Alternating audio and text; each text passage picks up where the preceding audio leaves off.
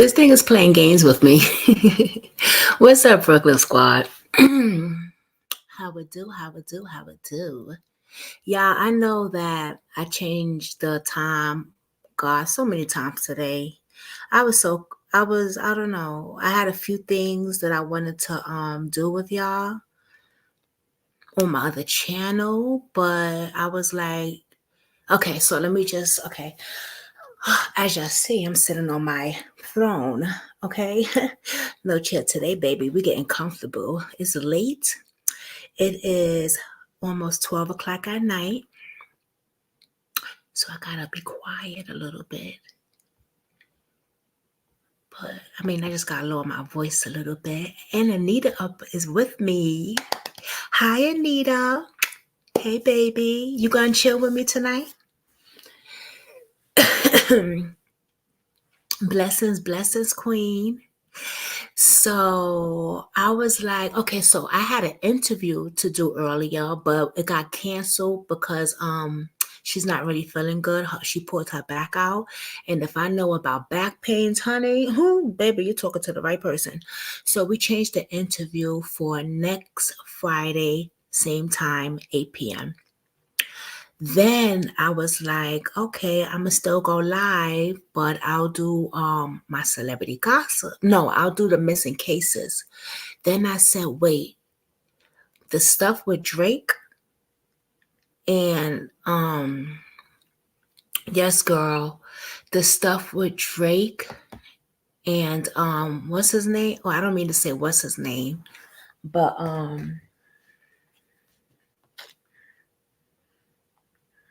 hold on. Kendrick Lamar, I had to look it up. I was gonna say KO because that's what they calling him. Kendrick Lamar is getting really deep. And if you really look at that, that goes for both my channels because now houses are getting shot at. Houses are getting broken into. They're not messing up that or anything yet, God forbid. But that rap battle is getting more deeper, just a rap battle. And I could put that on both my channels. You know what I mean? But I didn't put them on the thumbnail. Then I said, well, let me do the missing cases. I just had a lot going on. I had a lot. So I'm going to stick with this first, the missing cases that I have. Because I had this on my notebook from yesterday because we had a big panel and I didn't get to get a lot of the cases that I wanted to get out. So we're going to put that up there. And if we have time, either I'm here all night actually. I mean, I finally slept good last night. So I'm awake. If I feel like doing the Kendrick thing, we could do that on my other channel or this channel, or I could do it tomorrow.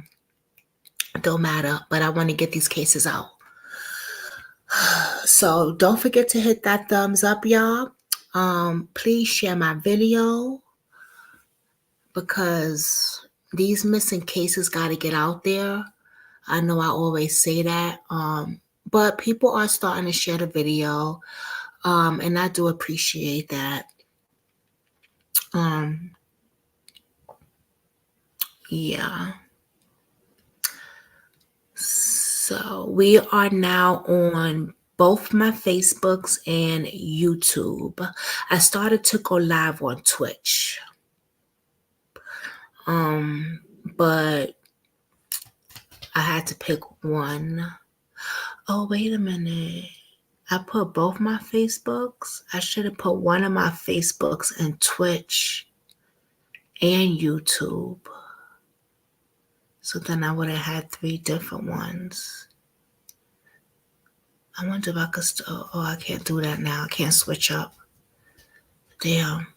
All right, that's okay. All right, so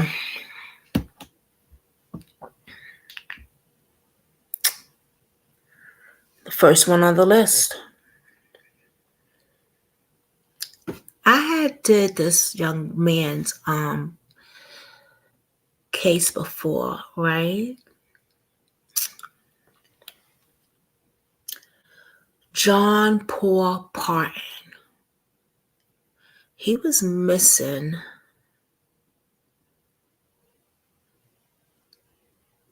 from Jefferson County. And once again, that's Missouri. We always got issues with Missouri. You know what I mean? There's so many cases that I do put out. I get confused sometimes on which one was missing for what county and stuff and what the circumstances was. If I'm not mistaken, I'm wondering if this case right here was when he went with his friends on that camping trip with that girlfriend also. It might not be, but we're going to look at the news report because Barbara sent me some information that they arrested a guy. So this is an update, guys. Okay, ladies. I'm going to start saying ladies because I don't get no guys that join really. Ladies, this is an update, Anita, on a case that I had did before. So I'm going to show you the news report where it says he was missing.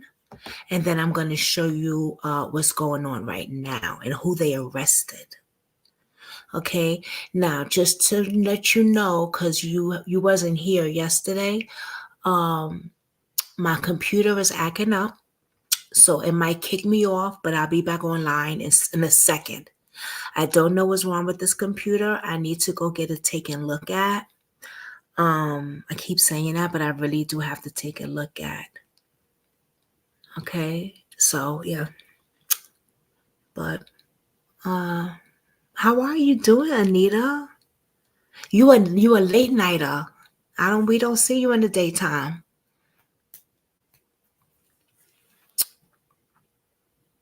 All right, so let's get to it.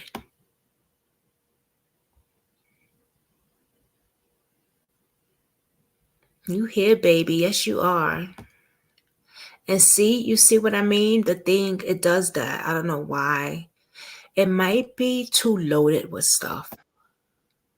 Well, after 4 months, the parents of 19-year-old John Parton are pleading for the community's.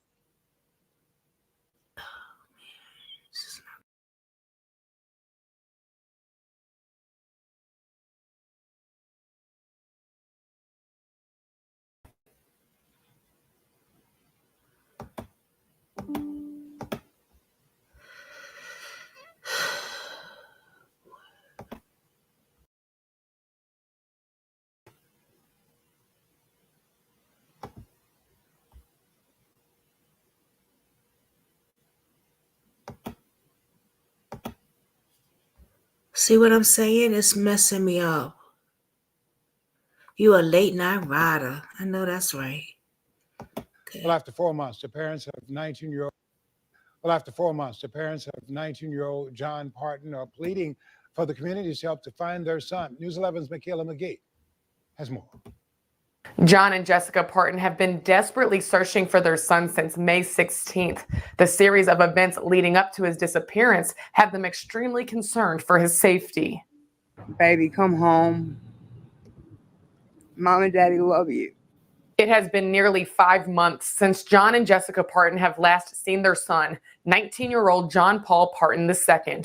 His mother says Parton went to work the morning of May 16th, returned home, and told her and his father he was going camping with a few friends and would be back the next day.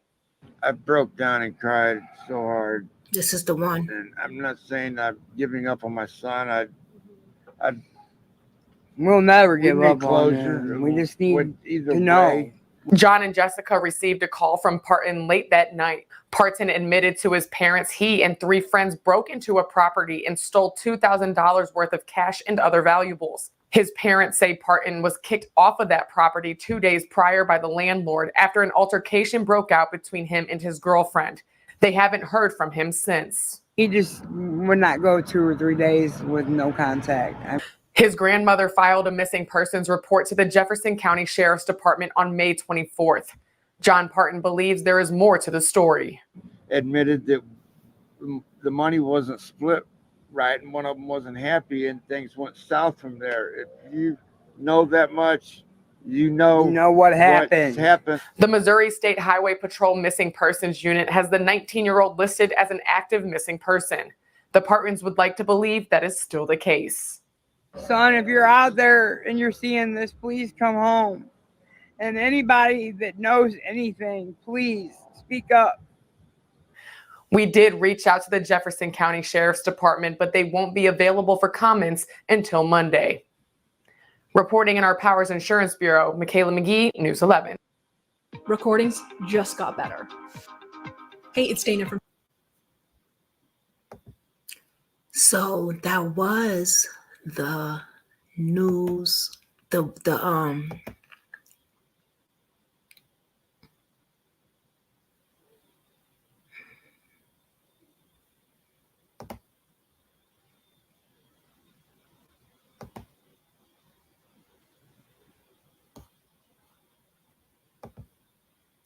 so see my computer acting up? So that was the same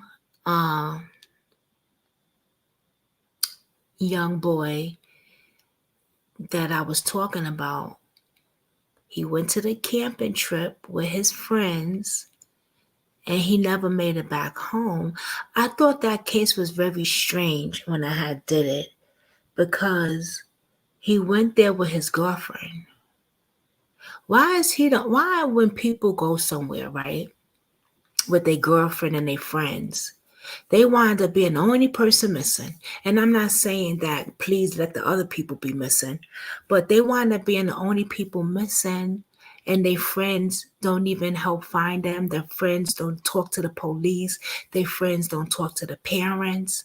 I just don't get that. The girlfriend don't talk to the parents. Like, I never get that. Well, today, they arrested somebody in his case. I'm not even going to play with this computer right now. We just going to look at it on my phone.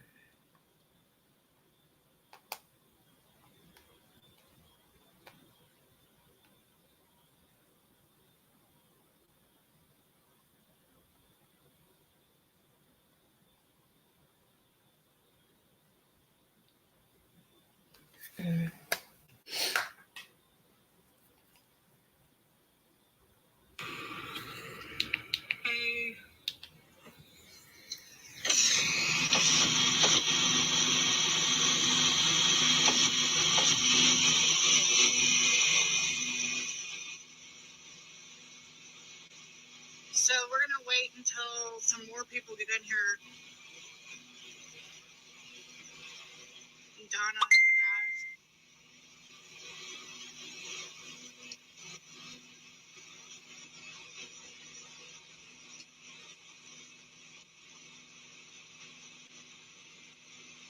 Tonight we're going to be talking about this young gentleman,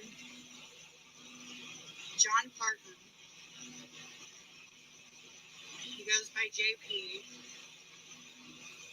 And we're going to talk about his disappearance and whatnot. And I'm going to try to do a dual live with his cousin.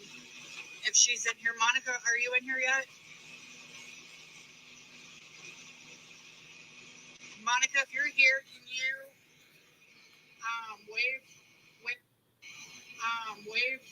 wave at me or something so that I know that you're here, so I can get the dual live going. Hold on, because there was something. If anybody is in here that knows Monica, can you please get her in here? It's 8 o'clock.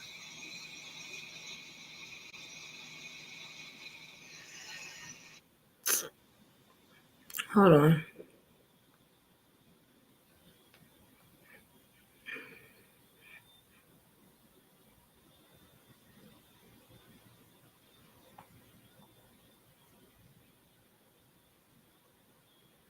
Yeah, okay. Yeah, that is the right one. Okay. Yeah. Yes. Donna, sure you. Mods real quick.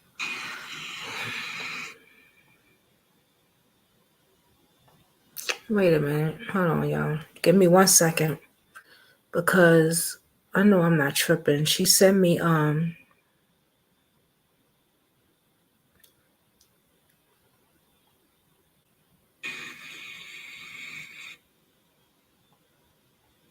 Oh, okay, here it goes. I was like, wait, I know I'm not tripping.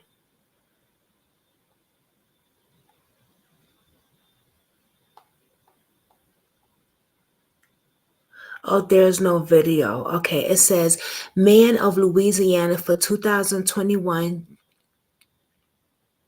of Jefferson County missing person case. And arrest had and arrests and charges have been made in Louisiana in connection for the 2021 case of missing High Ridge, Missouri man Thomas E. Tato Gamble, 21, formerly of Missouri, was arrested and charged on May 1st with first-degree murder, armed criminal action, tampering with physical evidence, and abandonment of a corpse. Who is this guy? Oh, 3 charges come in connection to the 2021 disappearance of John Paul Pardon of High Ridge, Missouri. A non-bond warrant was issued for Gambler's arrest. According to MAHP Division of Drug and Crime Control, Pardon was reported missing at the Jefferson County Sheriff Office on May 28th of 2021. And was killed by Gambler on May 18th of 2021 in San Francisco County, Missouri. Gambler was arrested in Port Allen, Louisiana by the Port Allen Police Department with the assistance of the United States Marshal Services, is being held in the West Baton Rouge Jail, Louisiana, waiting for extradition to Missouri. So he took them across.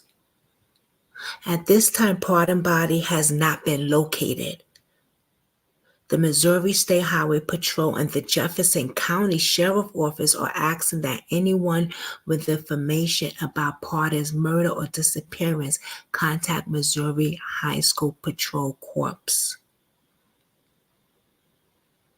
So they found the guy who unalived him, but they haven't found his body.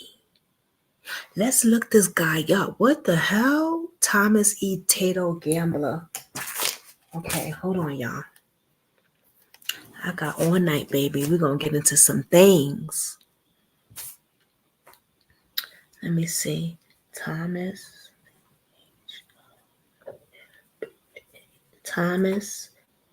E. T-E-T-O Gambler.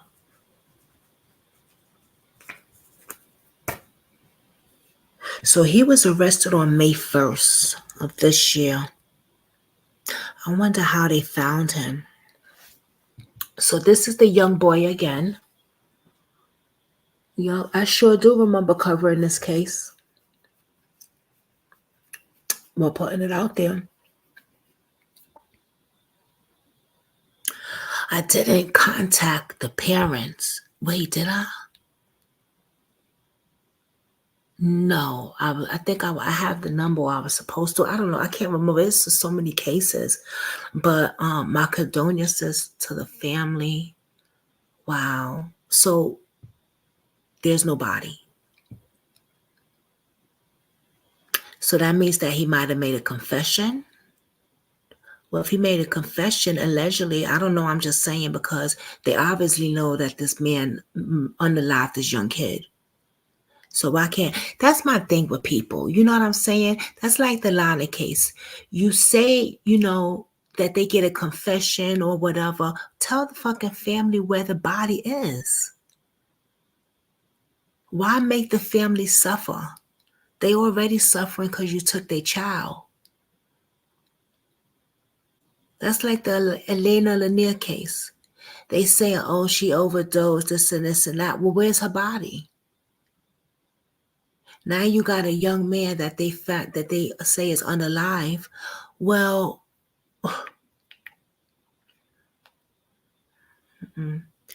where is John Parton's body? And let's look and see who this monster is that unalived him while we here. Let me see.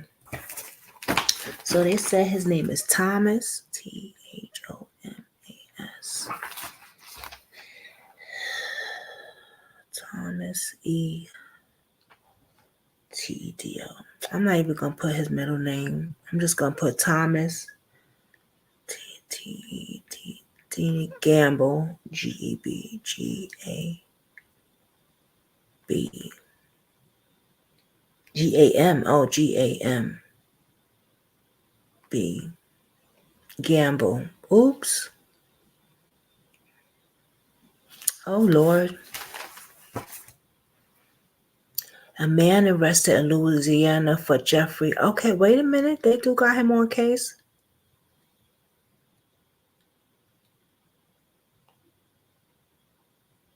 Okay, wait now. Let's see here. So same shit we just looked at there. What the fuck? Okay, this is the news here. Let's see. Okay, we got the news, y'all. Dave is over there talking in his sleep.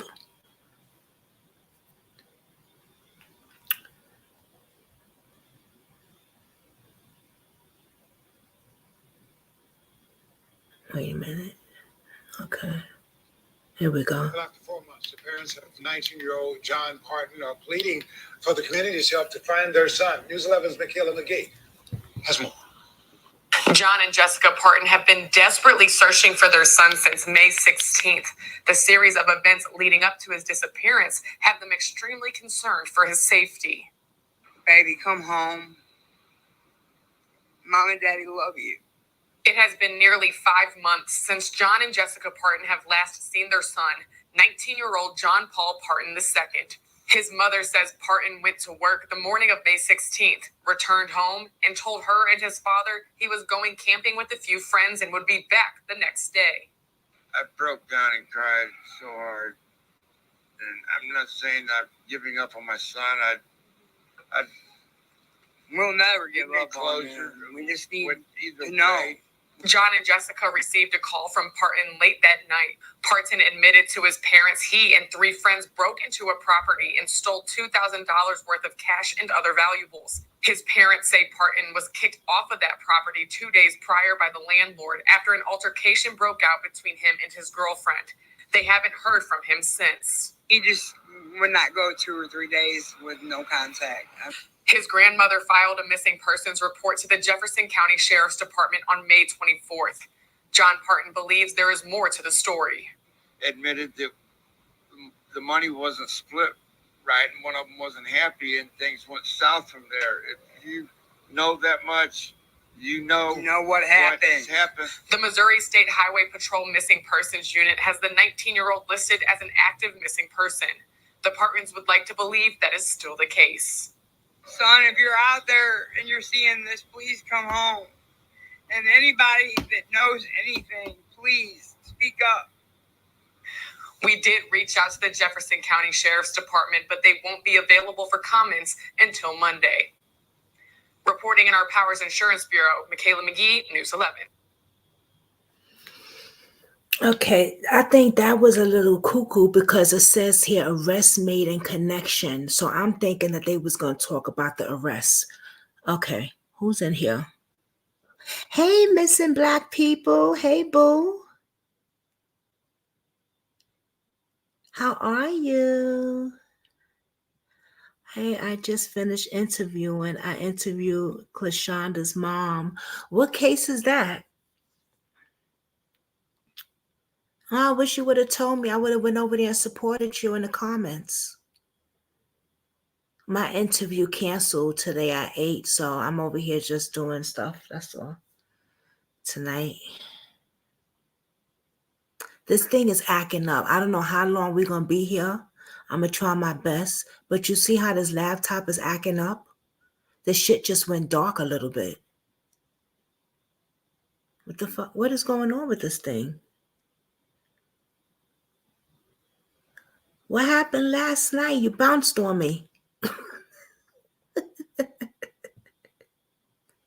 We was here at 12:30, like almost 1 o'clock in the morning. All right, so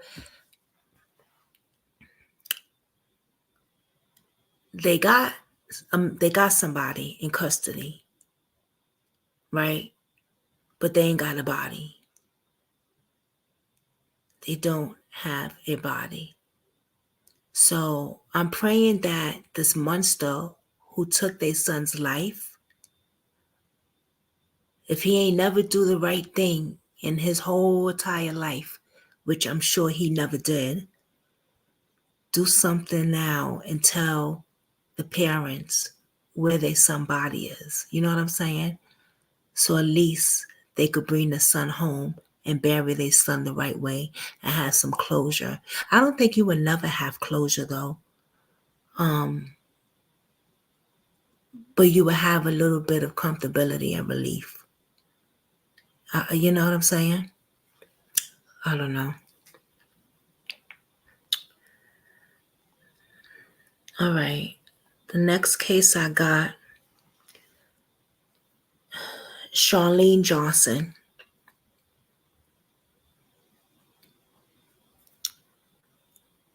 Now,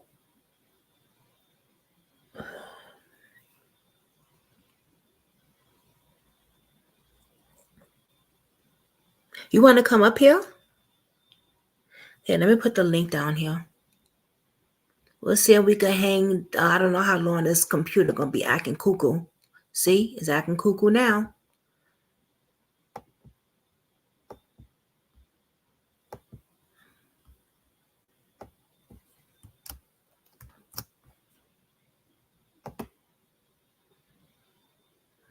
Just in case you want to come up.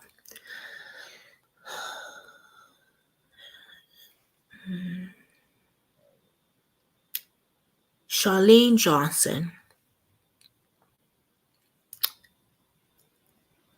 Endangered Miss Adele. Now, Anita, you will find this one very interesting. This is a cold case. Okay, this is a cold case. And actually, this is one of missing Black people's cases. I call him unsolved, but I'm going to say missing Black people because if I say unsolved, y'all don't know who I'm talking about. And he got his thing as missing Black people. This is one of his cases as well.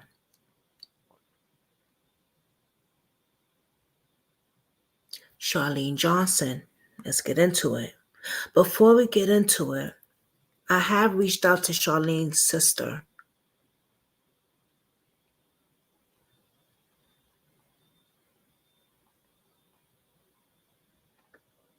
I didn't ask anything. I just sent her a friend request, and I said that I wanted to cover her sister's story. Before we get into what she posted, I want to read you some information about Charlene's case. And this is sad.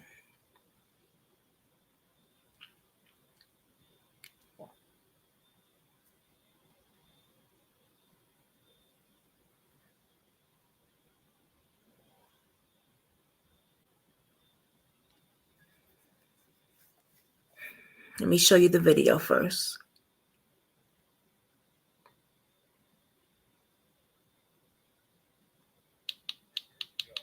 Is still searching for answers. Tonight, she says someone knows something even after all this time. Here is Rick Williams with tonight's Crime Fighters Report.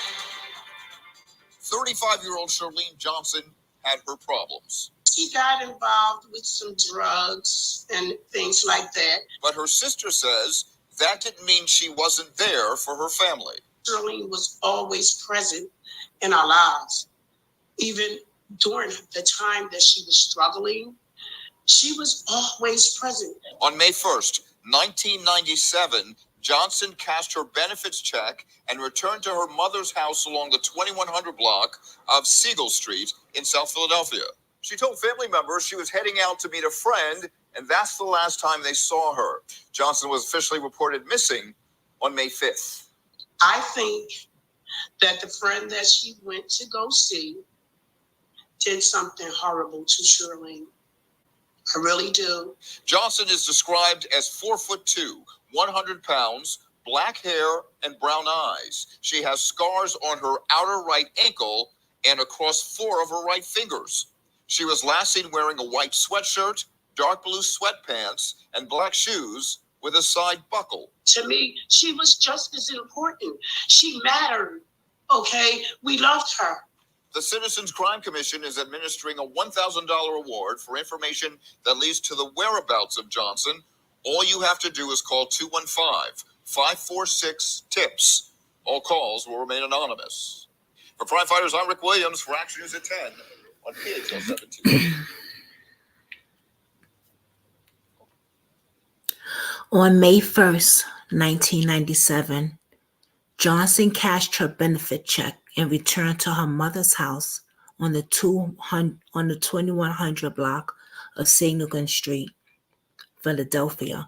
Now, this happened in Philadelphia, so she's a Philly girl. A woman who lost her sister nearly 25 years ago, still searching. Now, they posted this 2022, so we're going to say it's more than 25 years now, because her sister is still posting on Facebook right now, right today as we speak. And this is how I got the a little clip of a video that she posted, and I'm going to show you guys that also. 35 years old Charlene Johnson had her problems. She was 35 years old. She got involved with some drugs and things like that. She suffered with schizophrenia, but her sister said that didn't mean she wasn't there for her family. Charlene was always present in their lives, even during the time when she struggled. So even when she struggled during her addiction, she was still contacting her family. You know what I mean? And shout out, and that's a shout out to her, because I wasn't. When I was in my addiction, I was bets off with everybody. You know what I'm saying? But when she was in her addiction, she was still contacting her family. They would still hear from her. She was always present around them. But on May 1st, 1997, Johnson cashed her benefit check. So she cashed her benefit check. I don't know, it must have been her disability or her SSI check. She returned to her mother's house. She told her mother she was heading out to meet a friend. And that was it. She was never seen again. So that was on May 1st. They reported her missing 5 days later, on the 5th. Now, that's the first, right? Because you get SSI every first of the month. So she cast her check on that first, the first of the month. Now, this makes me wonder. Yes, this is a cold case. It's a long time, Anita, right? Now, this makes now allegedly, I'm going to say, because she was using, right, and she cast her check, maybe that friend that she went to see, they was getting high and he did something, or she did something to her in the course of addiction. Or she either got robbed, or God forbid, we don't know what happened. It's been so long. But why wasn't the police on it? I'm going to tell you why. Because she was a drug addict. That's why. And this is why her sister said, but she mattered too.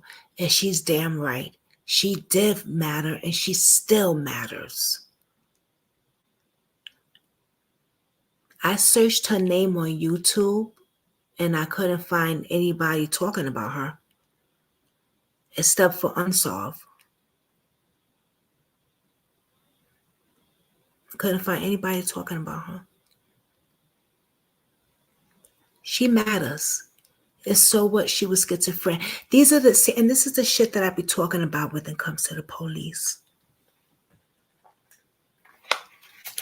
right? If you're a drug addict,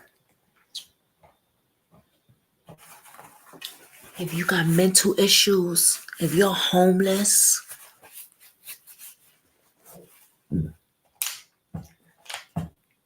they don't do their job. They don't even try to do their job. They don't do their job, period, anyway. If you're black, you're white, you're Chinese. But especially if you're a drug addict and stuff like that, they don't look at the case. They treat like we're trash. Like we don't matter. Charlene, baby, she matters. You matter, Charlene. You matter on Brooklyn Squad. You matter on Unsolved Missing Black People. You matter. And we're going to keep talking about her case, not just today, but every time I do a live on missing people, every so often, I'm going to be talking about her case because it's important that we get her case out there.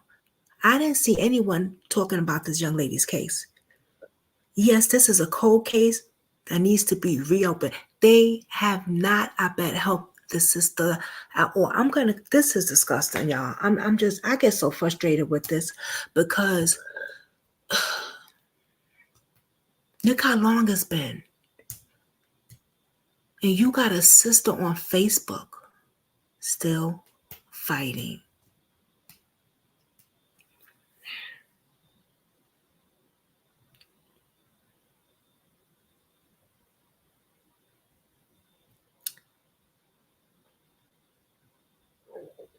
Charlene is described as 5'2", 5'2" 100 pounds, black hair, brown eyes. She has scarred on her outer right ankles and across 4 of her right fingers. She was last seen wearing a white sweatshirt, dark blue sweatpants, and black shoes with a side buckle. Her sister said to me she was important, she mattered. We loved her. And you know what? You're right. She does matter.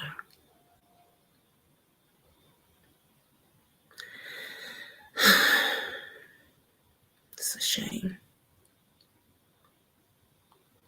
Let me just show you a picture that I have of her.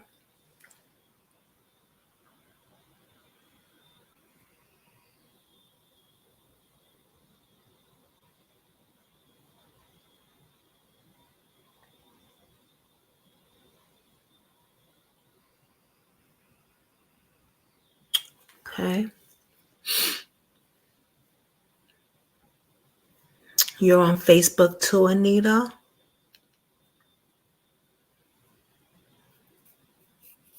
Are you following me? Follow me on Facebook. You should be in my Facebook group. You're not in my Facebook True Crime group?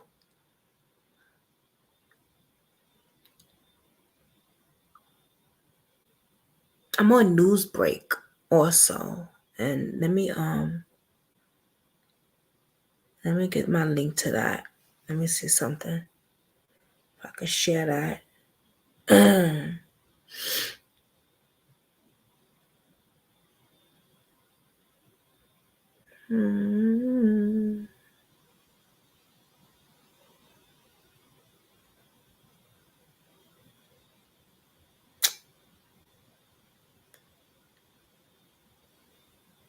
me see.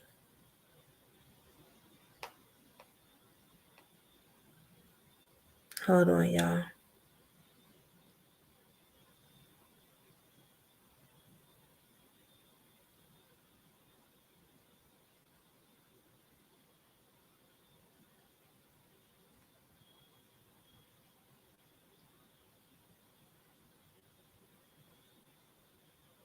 I'm going to copy this link and put it in there. And then you just follow me on here. Because, yeah. You know, it's crazy because I was doing this, doing a missing people thing, and I saw another missing girl in the news.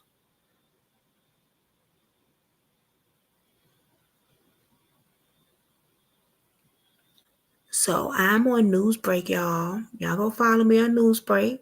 Show some love. Share my videos out there, please.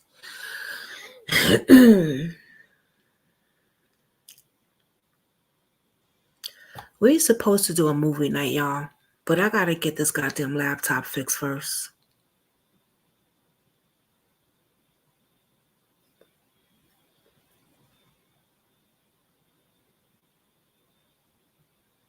Brooklyn Squad True Crimes.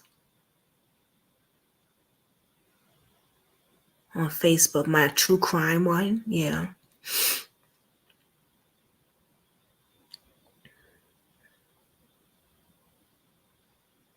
Okay. We got another case right here.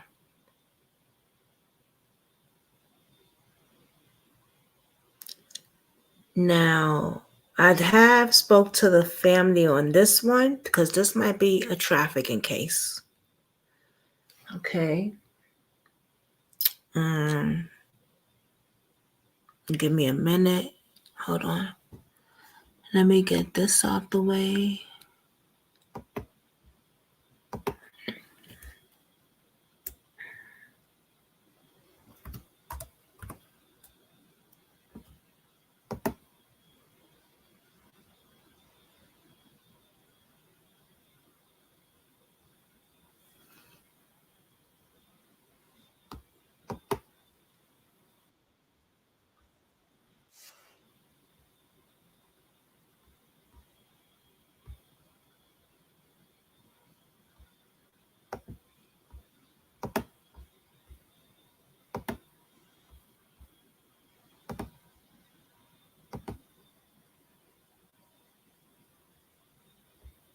We have a Texas mother of 4.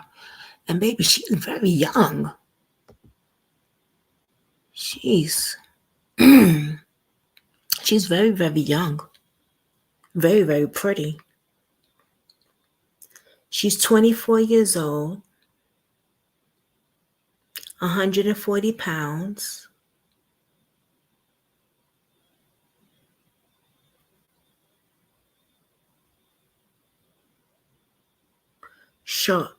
Charlize Welsh. I think she's 5'2". I'm gonna go into the height and everything like this, but let's put her story out. Let me see something. Hold on.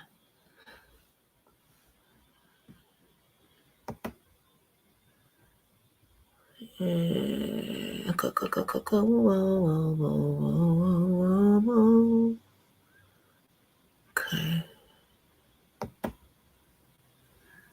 Long list of red flags. She has never been away from her children for more than a few hours. Kimberly Spink says she never stays gone all night. Lets her know wherever her daughter is, she's not okay. I know that something's very wrong.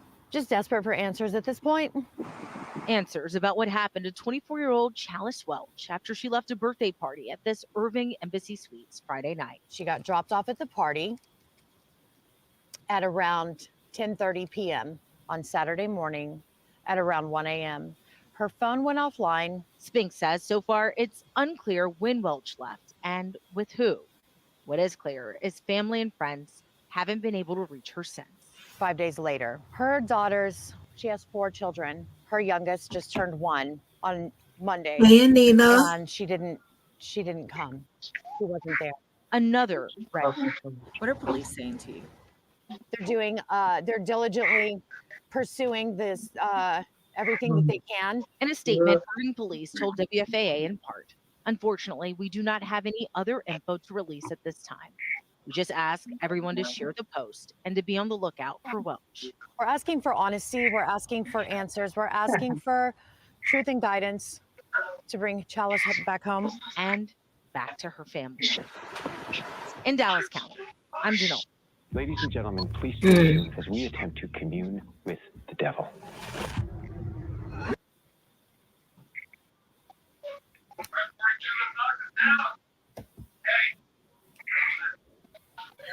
Hey, Mama.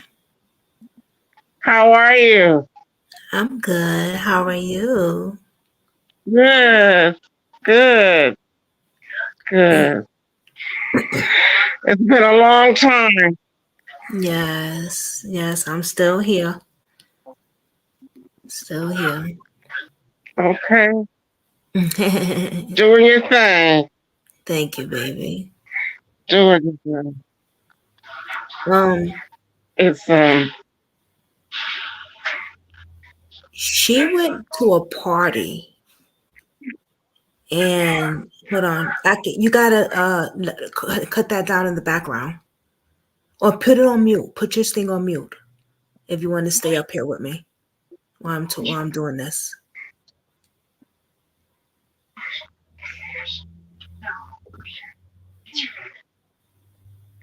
now. No, put your microphone. Put it on mute. That's all. Just mute it.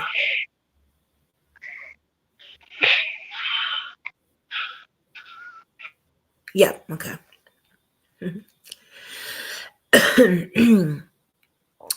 So this young lady right here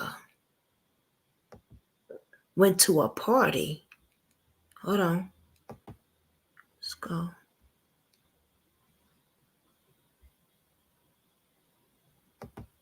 She went to a party and disappeared. That troubles me because you have no friends speaking out at all. Right? But I wanted to hold on.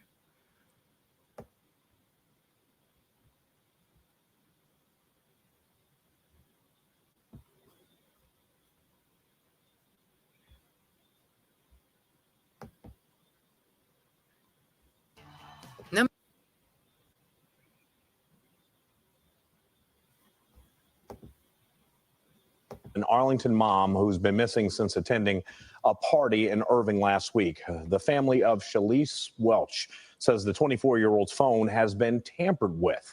Welch disappeared just days before her 1-year-old's first birthday last Friday. Welch's family says after she was reported missing, her cell phone was detected in an area of Dallas around Walnut Hill and Central Expressway. Since then, they've been told by the service provider that the phone has been tampered with and not working.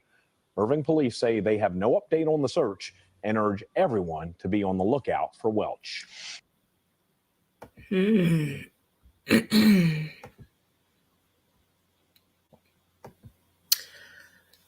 know what's crazy is not crazy, but it's weird because I remember seeing some text messages about this case, and it's looked like a setup. And I had somebody put it on a missing persons thing, like another content creator posted it. And I was going to cover this case before this time, but I had I did other cases. Some other cases came up. So I was like, all right, I'm going to screenshot it and save it in my phone. This phone gets so full with stuff, I will have to delete stuff. So I don't have the damn thing, but it doesn't mean that we can't go searching for it. It alarmed me because a young lady goes out to a party, right? And she winds up missing. This is not the first time. We also have the other case where the young girl goes out to the party, but then she goes to the gas station and she winds up missing. This young lady, let me see if I can find those messages. And I know exactly what person to but this is not her group. Damn.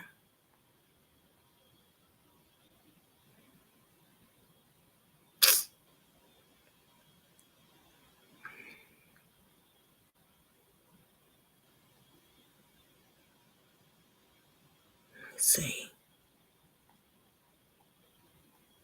Hold on, y'all.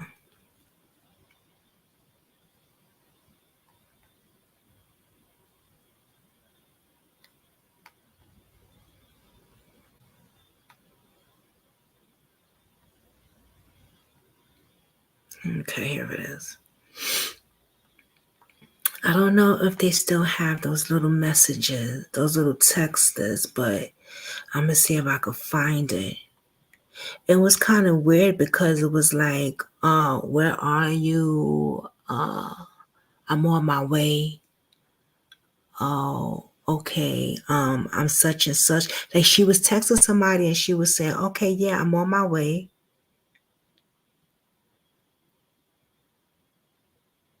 Let me see.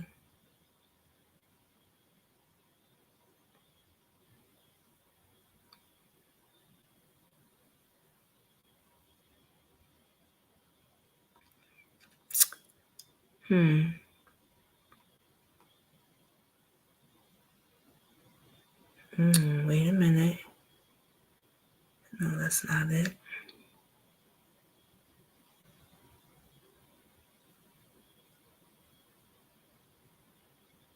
You know, when somebody goes missing, right, from a party, y'all already know how I feel about that. And if you don't, let me tell you, I feel like trafficking is involved.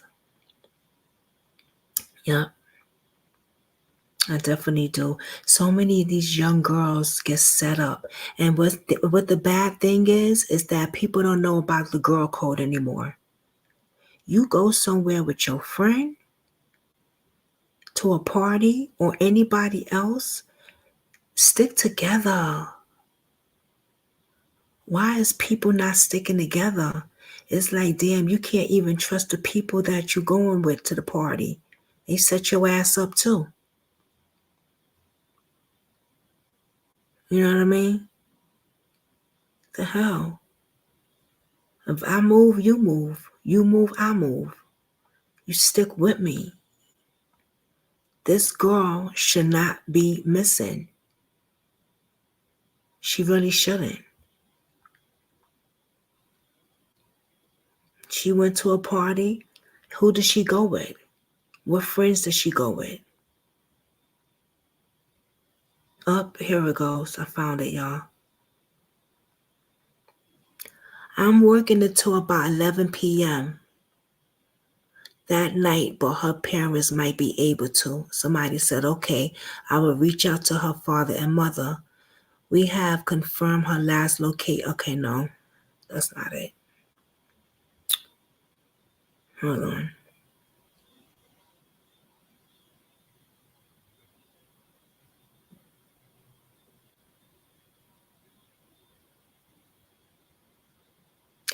They said one of the guys she was last seen with, who was Damien CJ, thinks this whole situation is funny. So we have a name. We have a name named Dame CJ.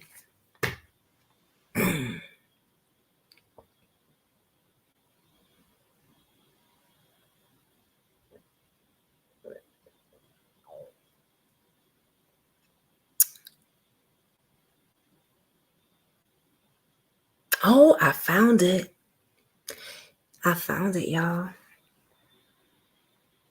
Okay, we're going to pull this down so we could see it more. Oh, where'd Nita go? Okay.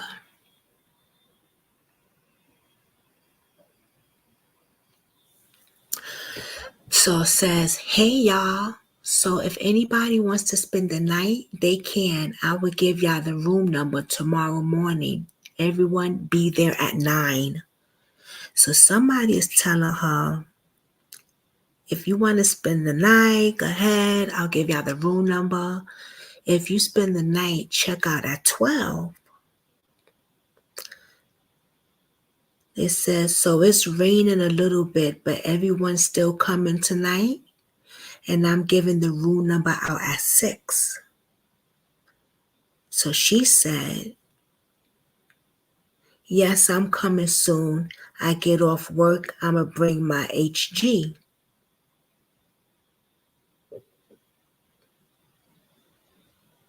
This person, Big Cash, said, also, y'all can bring other girls. Everyone wear black. If you don't got black, that's fine. Rule number drop at 6. Bring bottles if you want, and some type of gift if you want.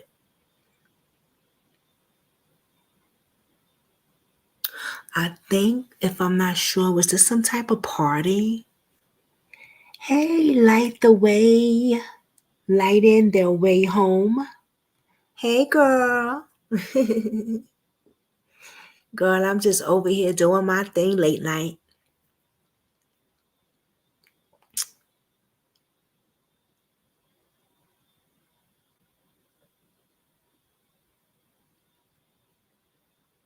And then she says to them, what kind of cake you like? And the person says, I don't know. I mean, yeah, if you don't, I don't know. Because I'm on the way out. I'm here. She says, okay, hold on, because I'm not there. I'll stop and get something. I'm 2 minutes. I left my cake at the photo shop. Had to pick it up. Photo shoot. I'm at the lobby. So we all at Nate, like, yes, baby. So this was a party at a hotel, the Iron Hotel.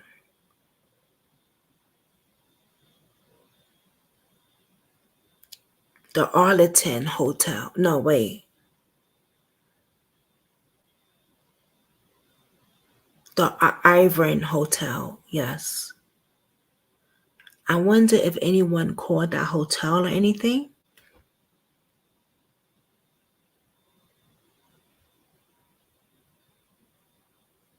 You know? And we're talking about this young lady who went missing.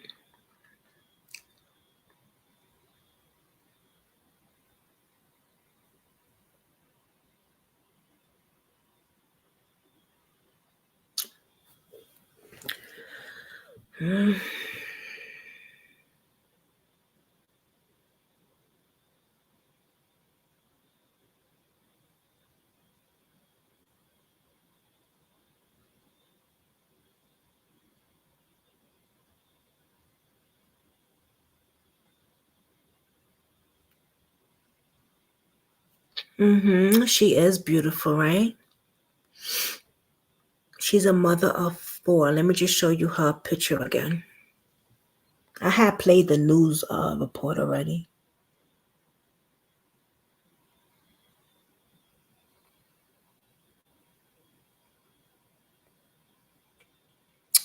Yeah. So she's 24. She's 5'7", 140 pounds, brown hair, hazel eyes. And this happened February 2nd.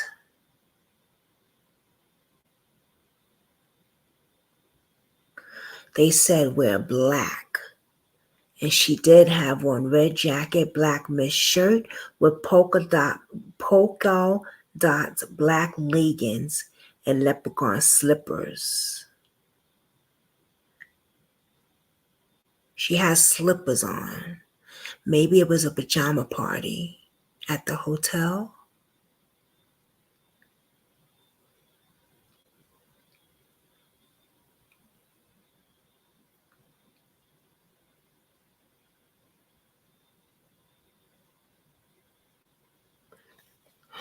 Wear black.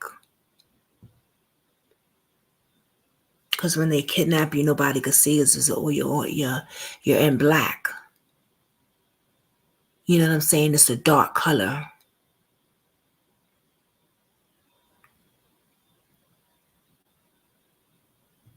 I wonder what the hotel said.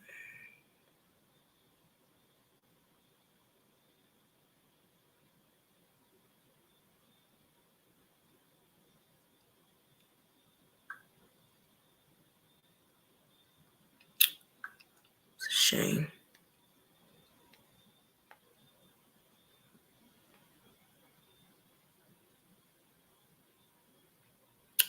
And then we got, I'm going to go back to that one. We have an old lady missing, y'all. We got Adelia Mendez. We usually don't do old people. Not that I don't want to, but I've never had an old person case. So let me pull her up.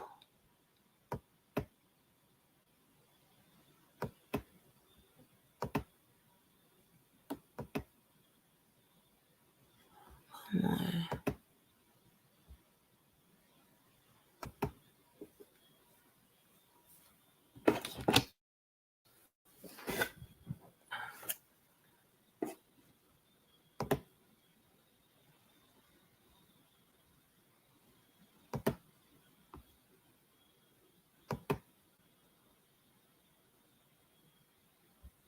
Hmm.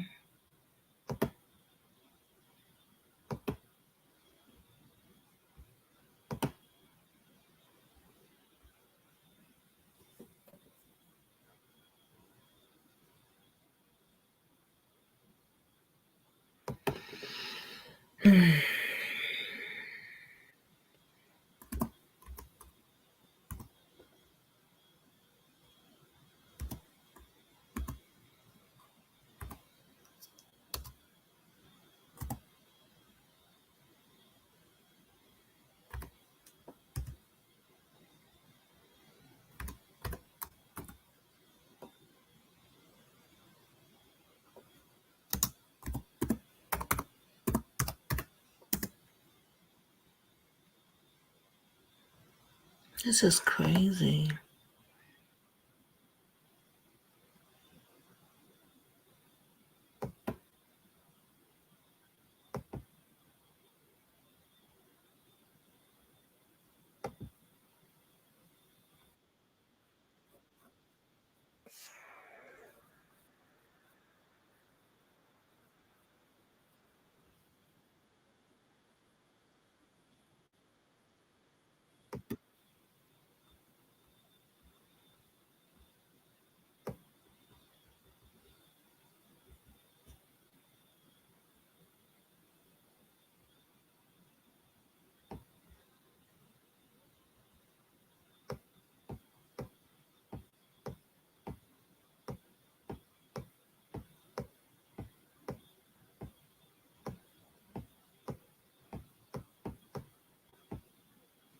Hmm.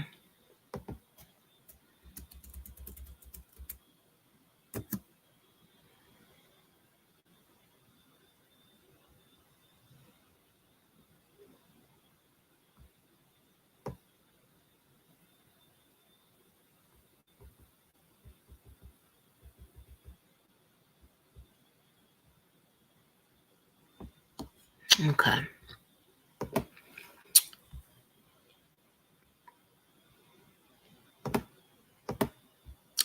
Yeah, I don't know. This laptop is tripping and I was trying to look for something too.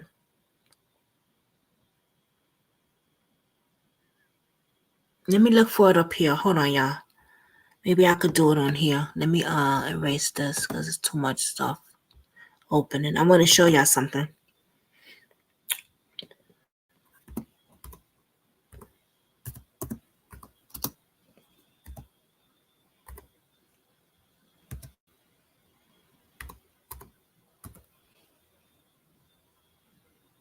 Oh wow.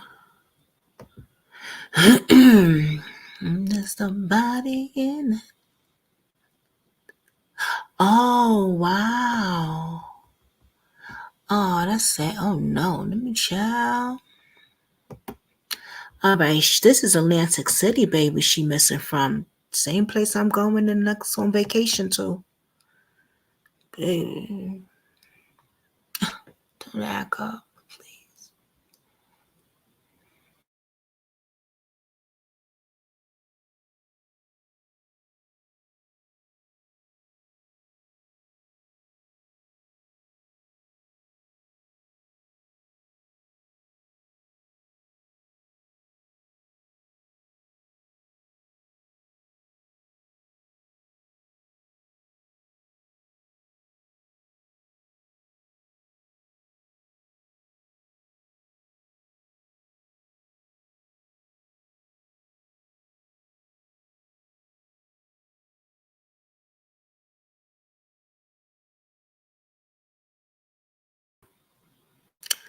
This is crazy.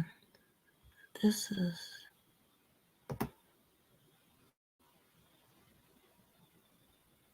All right. All right, let me see.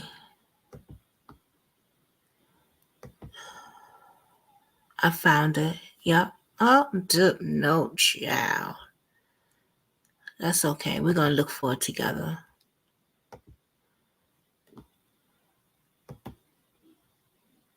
All right. We're going to go to search, look for the shit. Look, oh, not this shit, but you know.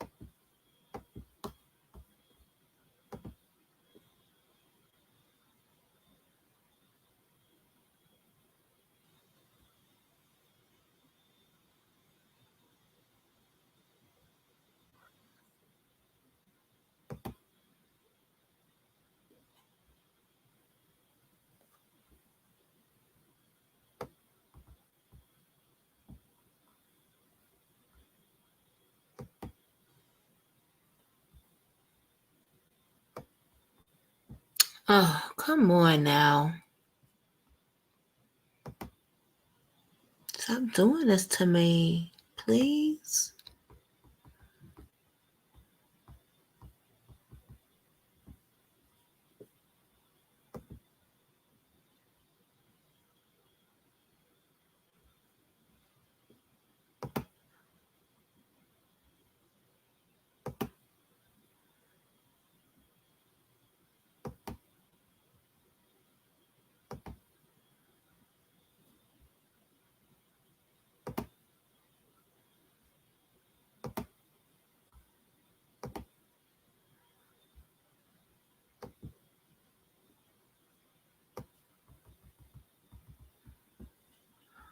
God.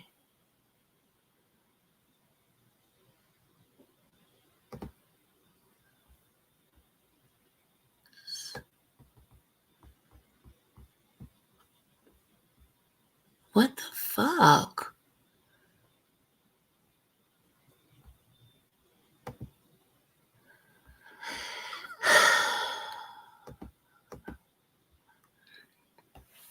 Y'all, this is pissing me off. I'm trying to show y'all something.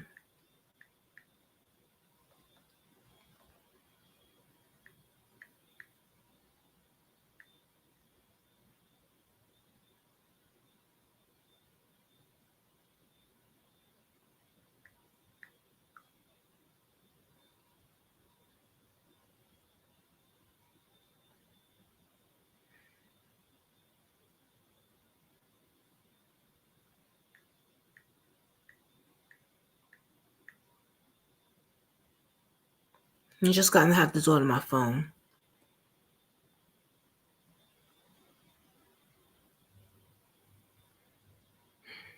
Okay, so this is the woman.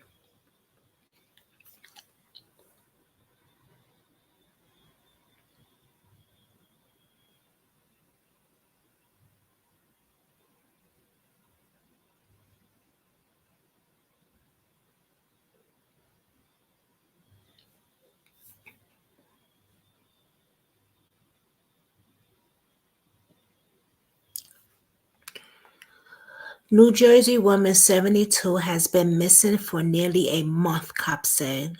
Oh my God, wow. She's missing from Northfield, New Jersey. Adelia Mendez, 72 years old, 4'9" tall, 94 pounds. She has dementia. Adelia was missing from residence on Northfield. She was last seen on video in the area of Dodie and Delilah Road in GHT at approximately 6:25 p.m. on July 5th, wearing the shirt in the photo to the left, blue jeans, gray Skechers, sneakers, so may have trouble exiting from closed doors. Also known her necklace and earrings in the picture as well. I can't. So this is how she look, y'all. Again,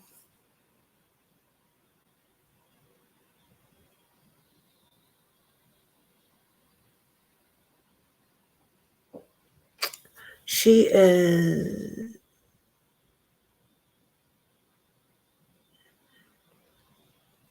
94 pounds. Poor baby. If you have any information, please call 609 area code 641-3122. Wow. 72 years old, y'all.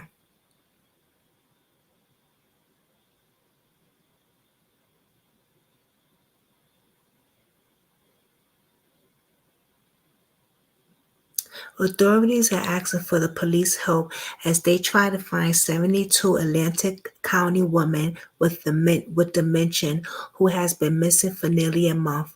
Adelia Mendez walked away from her Northfield home on July 5th and was last seen on surveillance video in the area of Dudley and Della Road in Egg Harbor Township. So wait a minute. She's been missing since 2023. On July 12th.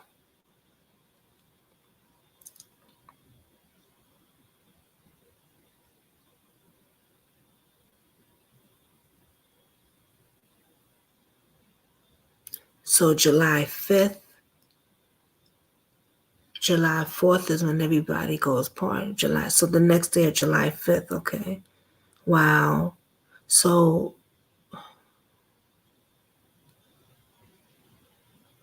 so she's been missing for a year now. Almost a year? Wow.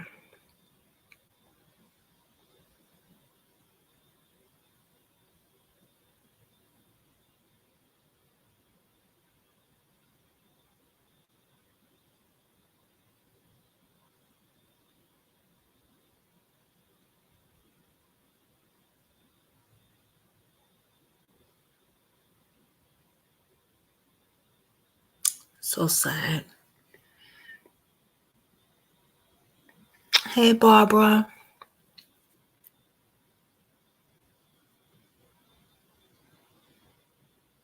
Mendez was wearing a toast-screw colored flower print shirt, blue jeans, blue headscarf, and a gray Skechers sneaker, like we saw. Officially says she is 4'9" and about 95 pounds. Y'all, she has dementia. So this poor lady was probably so confused. Oh my God. 72 years old. There's got to be a news video of this lady somewhere. Let me see.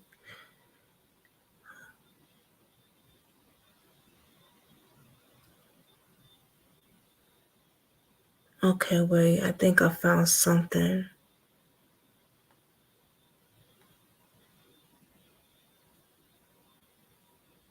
I don't know what that is. People just... let me see. Is this a video?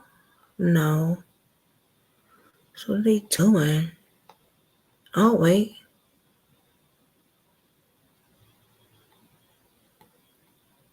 No. Why would they put that there? All right, y'all. This is crazy.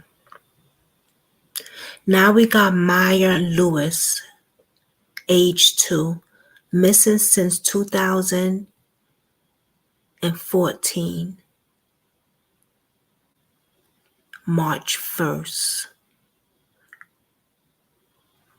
From Camden, Mississippi. 210, 27 pounds. Now, I heard about this case before. Let me show you the picture.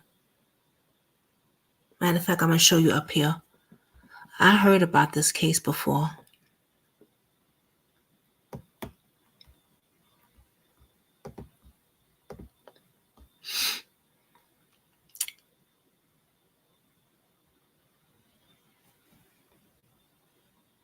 Yeah, this laptop is really acting weird.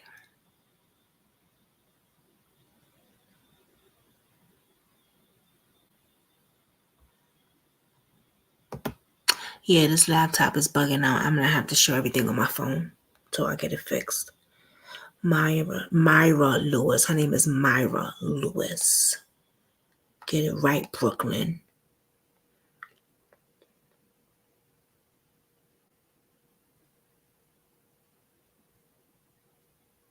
Can you everyone please hit the thumbs up? I appreciate it.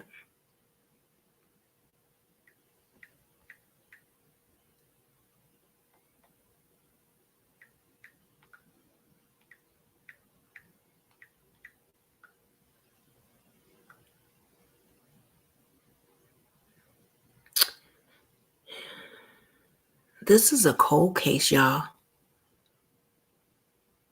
First of all, I want to say this. How could anyone hurt an innocent baby? This is an innocent baby. But let's get to it.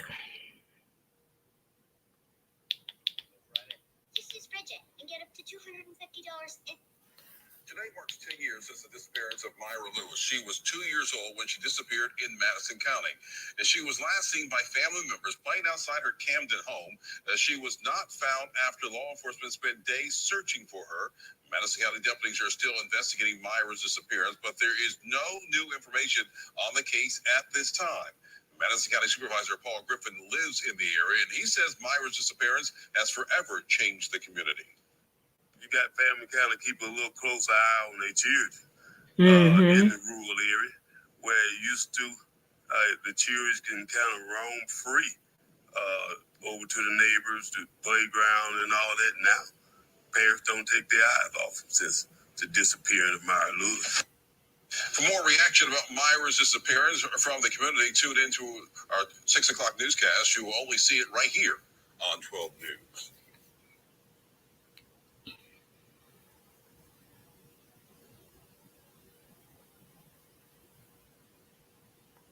It's never been a cold case, and as long as I'm here, it never will be. Sheriff Randy Tucker is talking about Myra Lewis, the then 2-year-old who went missing from her family home on March 1st, 2014. We searched the cistern, the house. 5 years later, there's no trace of her. Leads were followed, interviews were done. It's extremely frustrating that 5 years later, I have to stand here and tell you that we're no closer to finding Myra than we were that day. Today, the home on Mount Pilgrim Road in Camden, where she was last seen, sits empty. It was abandoned by her family, who also seems to have disappeared. Do they ever call and check in with you guys? No. We've tried to maintain contact with them. We don't have any way to contact them at this point. Like I said, they've moved away. They didn't provide a forwarding phone number or address or anything of that nature. Where the 2-year-old was. During the height of the March 2014 search for Myra, the sheriff says volunteers covered almost a 5-mile area around the home. Eagle Eye 16 shows us what it looks like today. As you can see, nothing but trees and open area around the home. Across the street, a pond surrounded by trees and brush. It's the same all around this area. We had helicopters, dogs, men and women on foot, volunteers from the community, every law enforcement agency, another agency that you can think of. It was an exhaustive search. But the main focus was the family home where she was reported missing. Almost literally just vanished from this driveway, from this house. It seems as though she vanished into thin air. The dog initially picked up her scent here in the yard of the residence out to about this fenced area right here. And that was it. For Sheriff Tucker, there's one thing about this case that stands out in his mind. You know, the first picture that I saw of Myra, I think, is what sticks out in my mind the most. You had this little girl, precious. I mean, and the smile was just infectious. He believes someone out there knows what happened to this little girl. Here's an age-progressed picture of what Myra Lewis would look like today. The sheriff says if you know something, say something so they can bring closure to this case. I'd love to take this opportunity to ask if there's anybody that has any information, however insignificant they may feel like it is. We've still got the puzzle laid out. We just need that one piece that's going to complete that puzzle for us. Aaron Pickens, 16 WAPT News.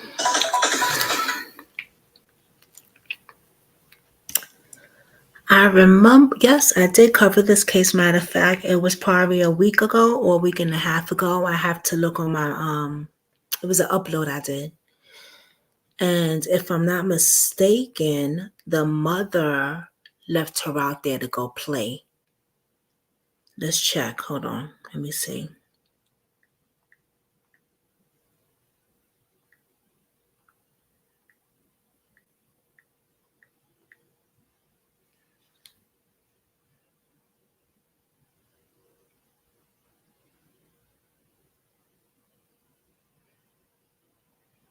Let me see.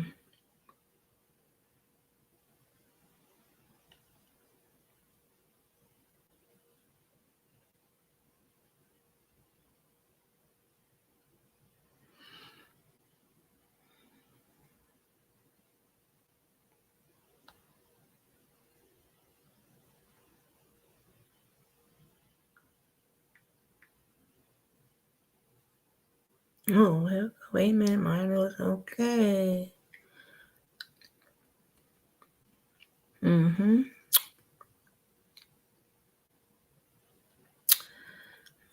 Let me see. Let me see. This is a cold case for sure, for sure.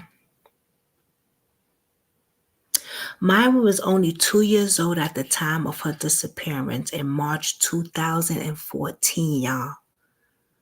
The adorable toddler has been playing in front of the yard outside.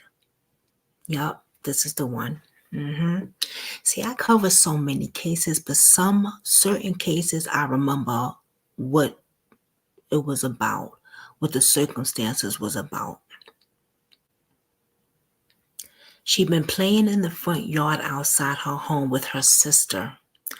At approximately 2:30 and 11 o'clock a.m., her mother, Erica, stepped out to go to the store, right? And without me reading, the father was inside playing video games.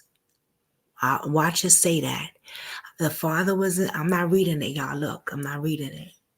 I believe the father was inside playing video games, and they told the kid to watch over their baby sister or their baby brother as well.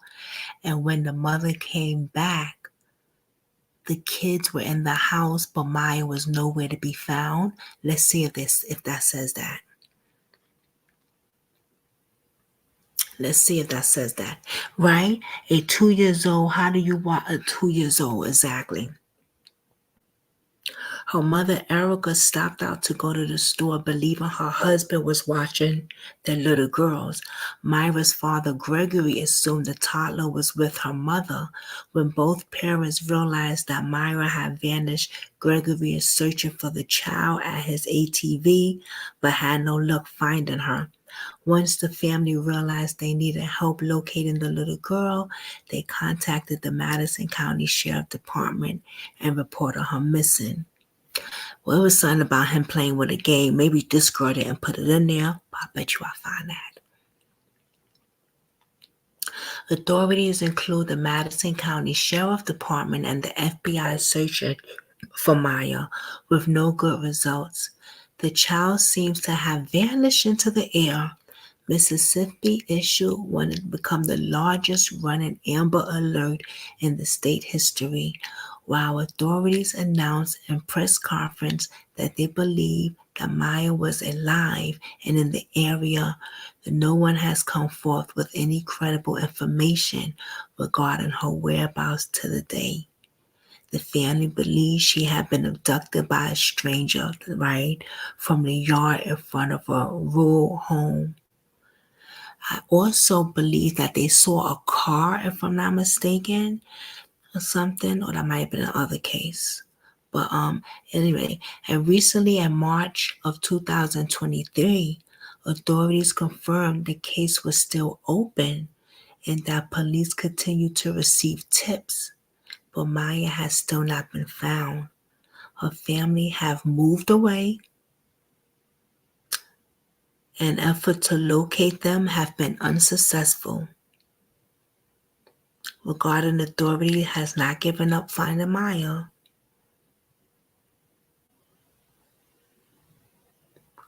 The time of her disappearance, this happened in May 1st, 2014.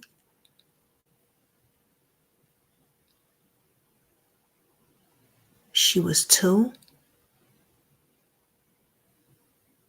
Height 2'10", 27 pounds, black female.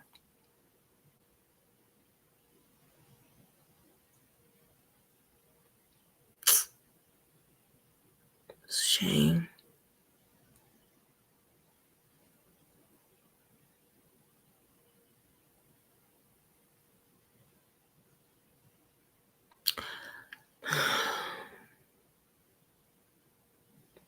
Myra family realizes she is not in their home. Her mother Erica thought Maya was home with their father, Gregory, and her sister. But at the same time, Gregory thought Erica had taken Maya to the store with her, and a search party immediately begun.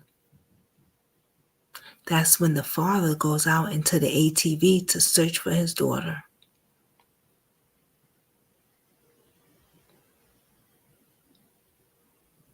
Once the family realizes that she is missing, they report Madison to the county police. And all family members are interviewed by police and undergo a polygraph test, with everyone passing. The family car is inspected as well, but no further leads can be found. Now that I didn't know they took a polygraph test. I'm not sure if I remember that. They passed.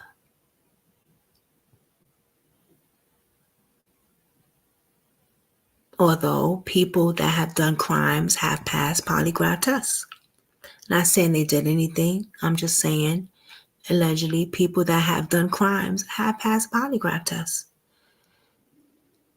The FBI was involved with this, and there is a $20,000 reward for any information leading to Myra's safe return.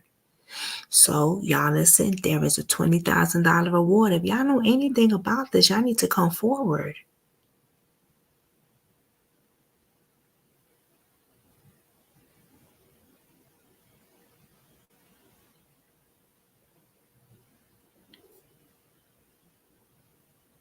Right. Now, this is right because I remember we did the thing, when we was doing this, right? The mother had got arrested because she had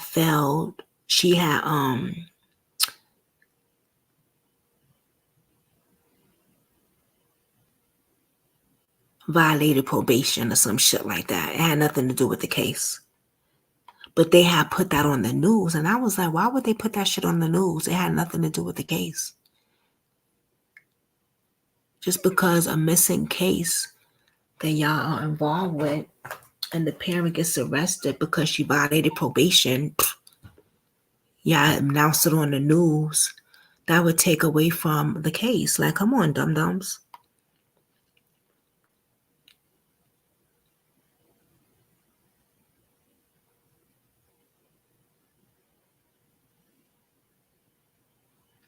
Local news media reported that the family has been abandoned and no further information. They do not check in about the case. And the family has left. The police, the sheriff that we just saw on the news is still, he has his case open. You know, that sheriff remind me of the sheriff that was doing Cody's bias case. Very how you say it? He want justice. You know what I'm saying? Like, he's very passionate and driven. You don't see a lot of police or sheriff about cases that's very passionate and driven. When we did Cody's case, that police officer was so passionate. And this officer or sheriff is very passionate about Maya Lewis's case. Very driven. It has been years and he still has this case open. He goes to home with this case. He sleeps with this case. He wants to find her. And that says a lot, because a lot of times all the shit that we see about police fucking effing up, not caring about us, at least we could see that one cop or one sheriff does. You know what I'm saying? And that means a lot.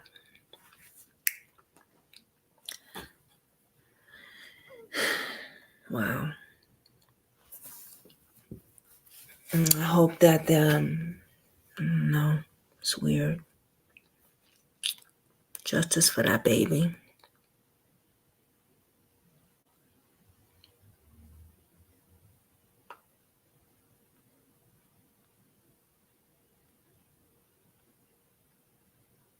Okay, the next case I have, one more.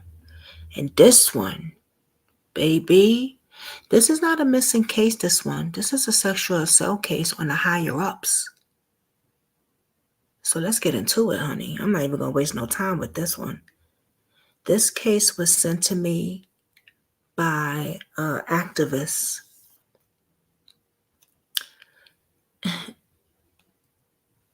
I had interviewed him twice before, Rabbi, and he sent this to me. And I was like, oh, what's going on here? Man, it's kind of touching, yeah. So we got a problem. See, we got a problem. Hold on, let me get the link. Okay.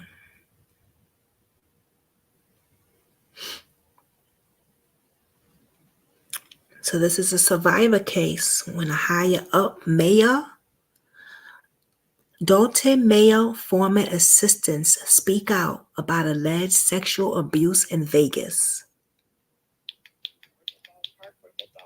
So I would say I'm a definite true citizen of Dalton, and I'm a survivor. I'm going to try to put this on the big screen, all right? Just bear with me, y'all. I'm going to try my best. This computer's acting up. I'm definitely going to take it to get checked on. But let's see if we could put this on the big screen. Hold on.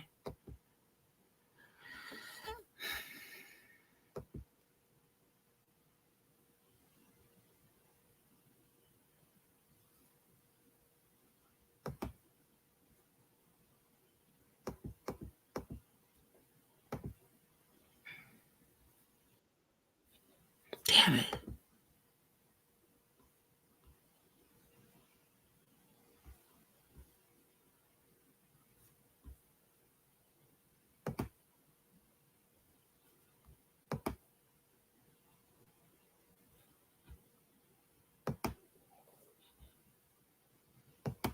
Okay, I think I got it, y'all. Bear with me, okay, y'all? Please, babies.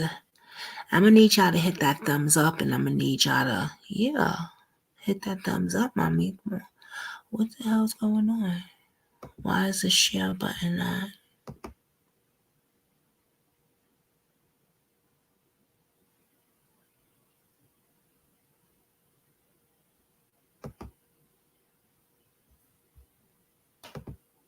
Hold on, something's wrong.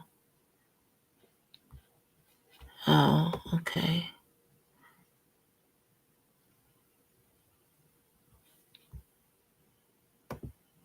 Okay, here we go. I don't know what the fuck's going on here.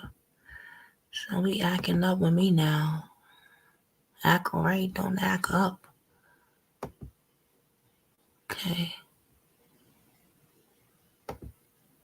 Oh, God.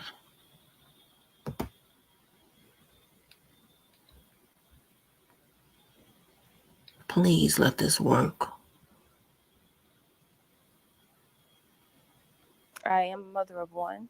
I was raised in Dalton. I graduated from Thornton Ridge.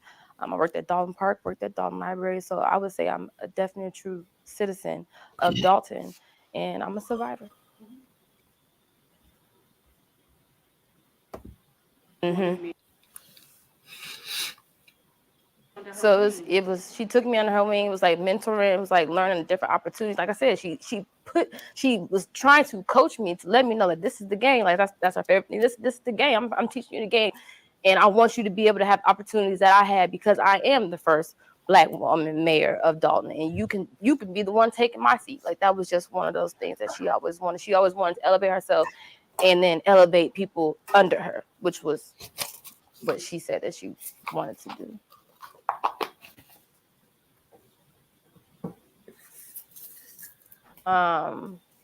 And upon meeting him and then being around him, I deemed him the Uncle Drew. Like I gave him the name, and it went all the way down to the mayor calling him Uncle Drew just regularly. That was just his name because he made everyone feel comfortable. I've even been in places by myself with him, in cars, wherever, by myself, plenty of times before ever anything, and he's never gave me an inkling of he'll harm me. He will make a pass at me. He's never done any of that. So yes, I deemed his Uncle Drew because now I feel like if I step out of here and how I know you that you fight for these other people, these other victims and all of that, you have my back. I'm pretty sure I'm safe if I'm with you. And so I think taking care of yourself is so paramount. First commercial we got today, y'all. It really helps me. And that was the relationship that he allowed me to take from him.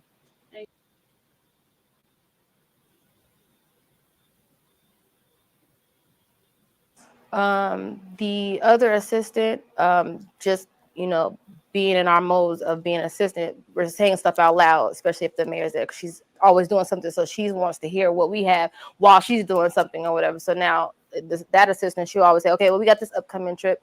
And then she said the dates. Miss And she said May Fanina. 21st. And I was like, that's my 31st birthday. I've never been there. I didn't necessarily know if I was going or not, but I definitely said, I want to make that trip. So Tiffany was, telling me like, this is not, no trip like that. Like this, we're going down there for business. And I said, well, I definitely understand, but I still never been in the vicinity of Vegas. So even if I could just be there and it's my birthday, I would still feel good. But I was like, you know how hard I work anyway, so I'm not even worried about that. And that was the conversation.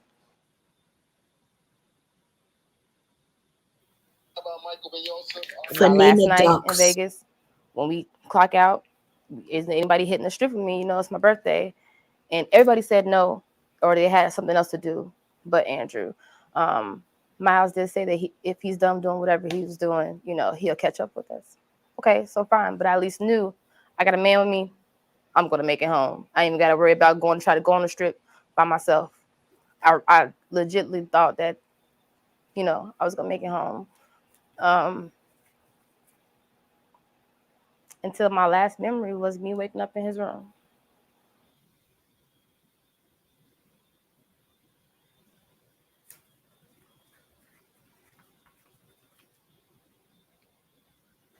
Why not now? Right? And you'll hear so many stories of, oh, well, she waited 20 years and she waited 30 years. I knew if it was ever happened to me, absolutely not. That I knew justice needed to come immediately.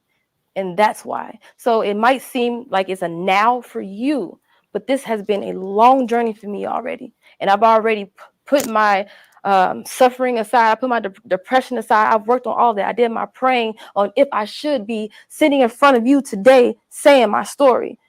And I'm ready. That's why now. And I'm not just fighting for me no more. I realize that I'm fighting for every woman that's been in my position. I'm fighting for a sister that doesn't have a voice. I'm fighting for a sister that's scared. I'm fighting for a sister who doesn't have a sister. I'm fighting, not just for me.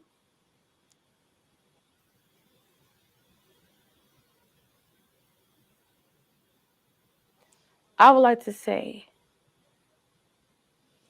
thank you, Officer Miles, for being my hero.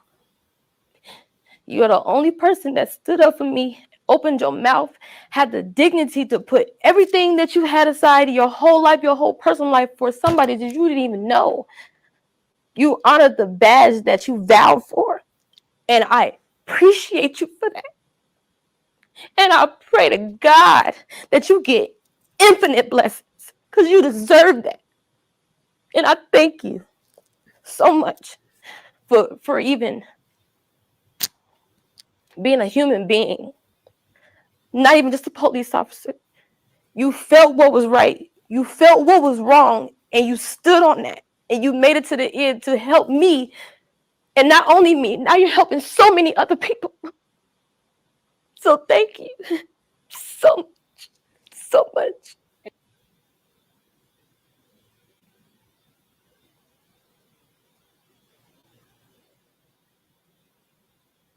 You know, a lot of people have been telling me they're so proud of me. And at first I never understood what they could be proud of, because I just felt like I was just doing what's right because it happened to me. But then coming out and the news putting out my report, and hearing that it might be possibly other victims, that broke me even more. But it was like, that's why they proud of you, because you let them women feel like I can say something and somebody's gonna stand with me because I was done wrong. And I want to say to them, I know it's hard. I promise you.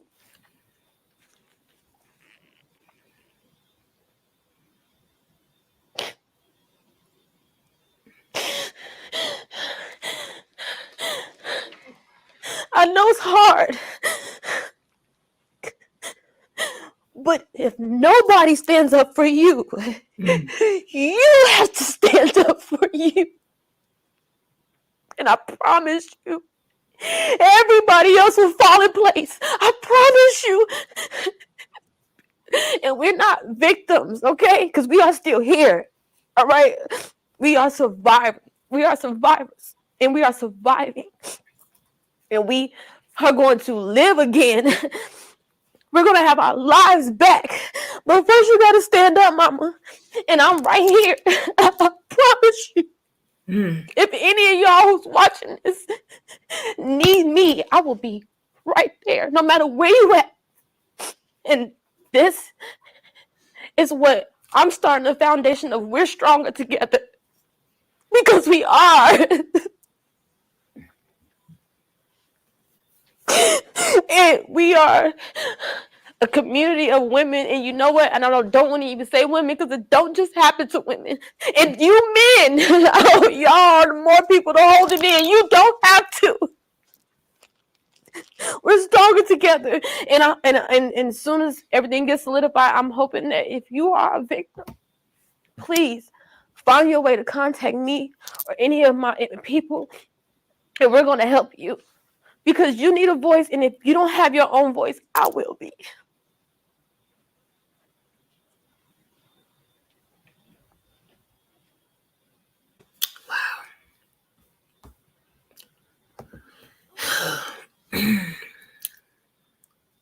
That was Fanina Dux, who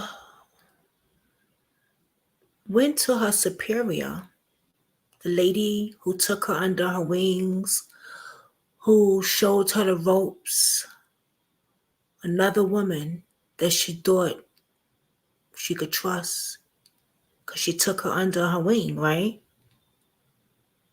And showed her how to do everything. When she went to this woman and told her she was sexually assaulted by that man, she fired her. She fired her.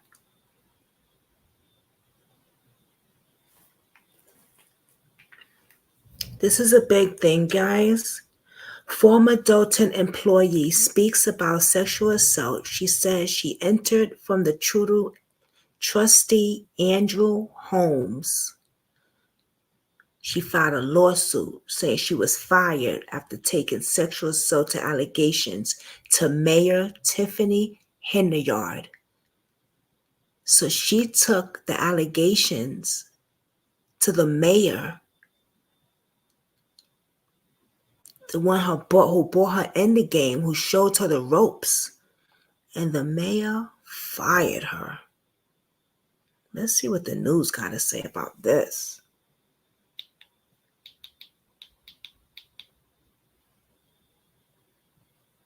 Dalton want to know where their taxpayer dollars are going, and they show up here once a month trying to demand those answers. But tonight we also heard from a former Dalton employee who says she was sexually assaulted by a trustee and then fired.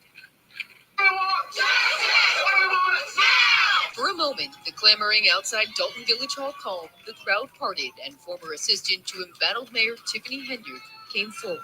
Phinia Dukes spoke in veiled terms publicly about the sexual assault she says she endured from Dalton trustee Andrew Holmes during a village business trip to Las Vegas last year.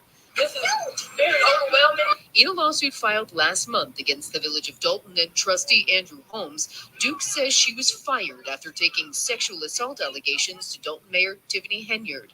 In edited video provided to ABC7, Dukes described how she lost trust in Holmes, a well-known crime victims advocate. I deemed this Uncle Drew because now I feel like if I step out of here and how I know you just that you fight for these other people, these other victims and all of that, you have my back until my last memory was me waking up in his room. The allegations are part of an investigation by Las Vegas police, but Holmes has not been criminally charged. His designated seat on Dalton's board again sat empty on Monday night. Resident after resident railed against Mayor Henyard, accusing her of misusing millions of dollars in village funds and deceiving taxpayers. You don't have a finance committee meeting. You don't let nobody know nothing. The reason the business people didn't get their business license because they wouldn't pay to play with you. Henyard has not been charged with any wrongdoing. Last month at a separate meeting, 4 trustees voted to hire former Chicago Mayor Lori Lightfoot to dig into Henyard's handling of village money. I am vetoing everything they did at their secret squirrel meeting. She will not be paid for services. Monday's raucous meeting filled the same space that federal investigators visited last month, according to sources, to serve subpoenas looking for personnel and business records as part of an ongoing federal investigation. Now, earlier tonight, we did reach out to trustee Andrew Holmes via text message and on the phone to try and get a comment on these allegations, but we did not hear back. Cheryl, the people of Dalton want to know where their taxpayer dollars are going, and they show up here once a month trying to demand. So, this thing is dark, y'all. I don't know what's going on with this thing. Hold on. I'm back. I know, right, Anita? An activist that fights for true crime. An activist who's supposed to be fighting and protecting is using his own power and sexually abused that woman. She said the last thing she remembered is waking up in his hotel room. So that means he drugged her, spiked her drink, or did something. What is going to happen now? You know him from the other cases?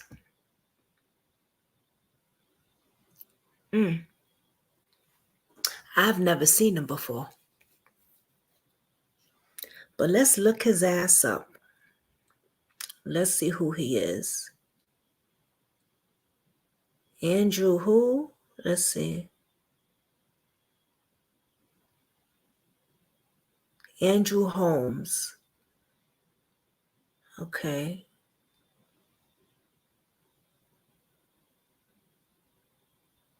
Andrew Holmes.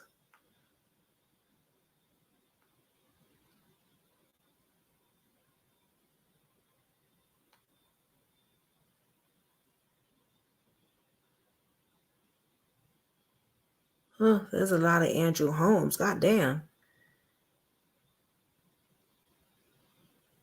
Do I put activist or something? Oh, let me put Chicago because this is in Chicago. Here he go.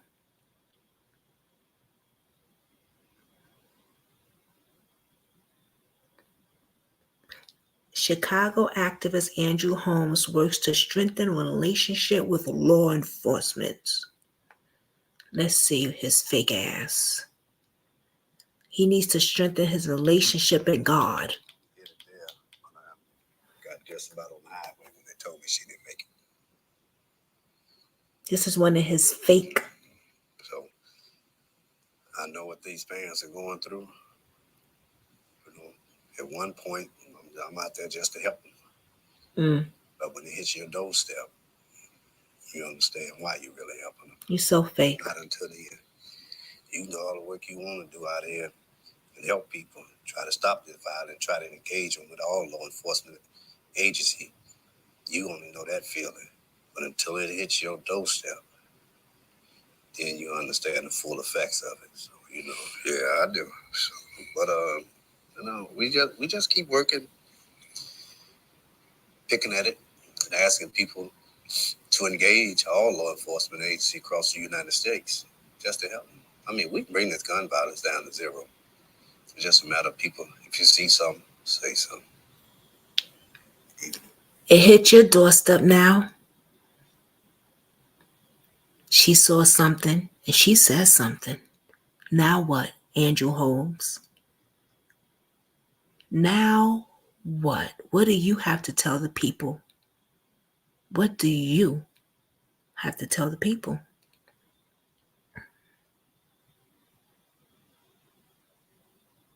That's right, Barbara. Oh, hey, together we break. I didn't see you. Hey, how you doing? This laptop acting up again, y'all, so bear with me. Hey there. How are you, mama? Nobody has too much power not to go down. Where in the darkness will come to light. Amen. Hallelujah. That's right. Now she saw something. She said something. So now what's going to happen? And that's the problem. People use their power and they think their power is like, look at Drake right now. Drake and Kendrick, which I'm going to do another, that's a child, baby. The Drake and Kendrick Lamar thing. Yeah, I'm definitely doing a video on that.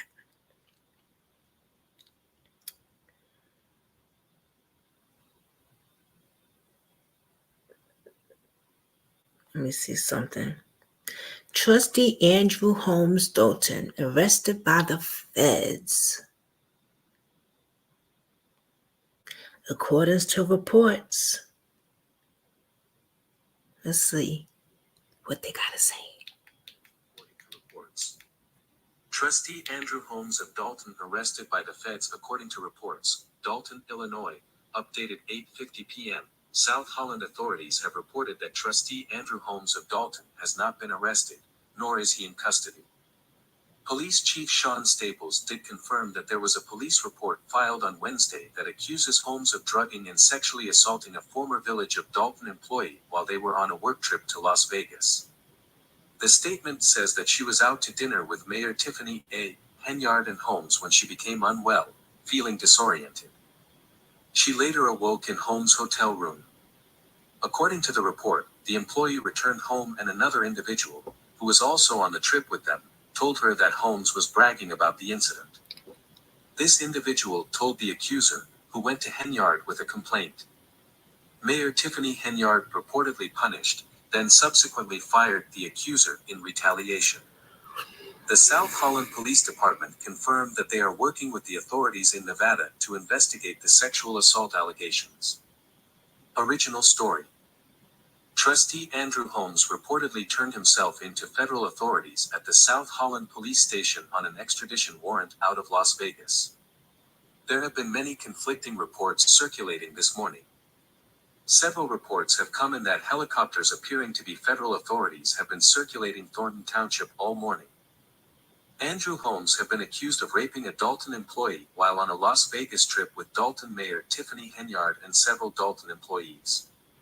The complaint regarding the rape indicates that Tiffany Henyard may have attempted to cover up the rape.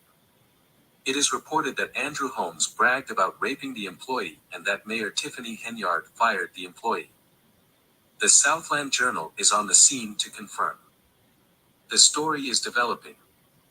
Trustee Andrew Holmes of Dalton arrested by the feds according to reports.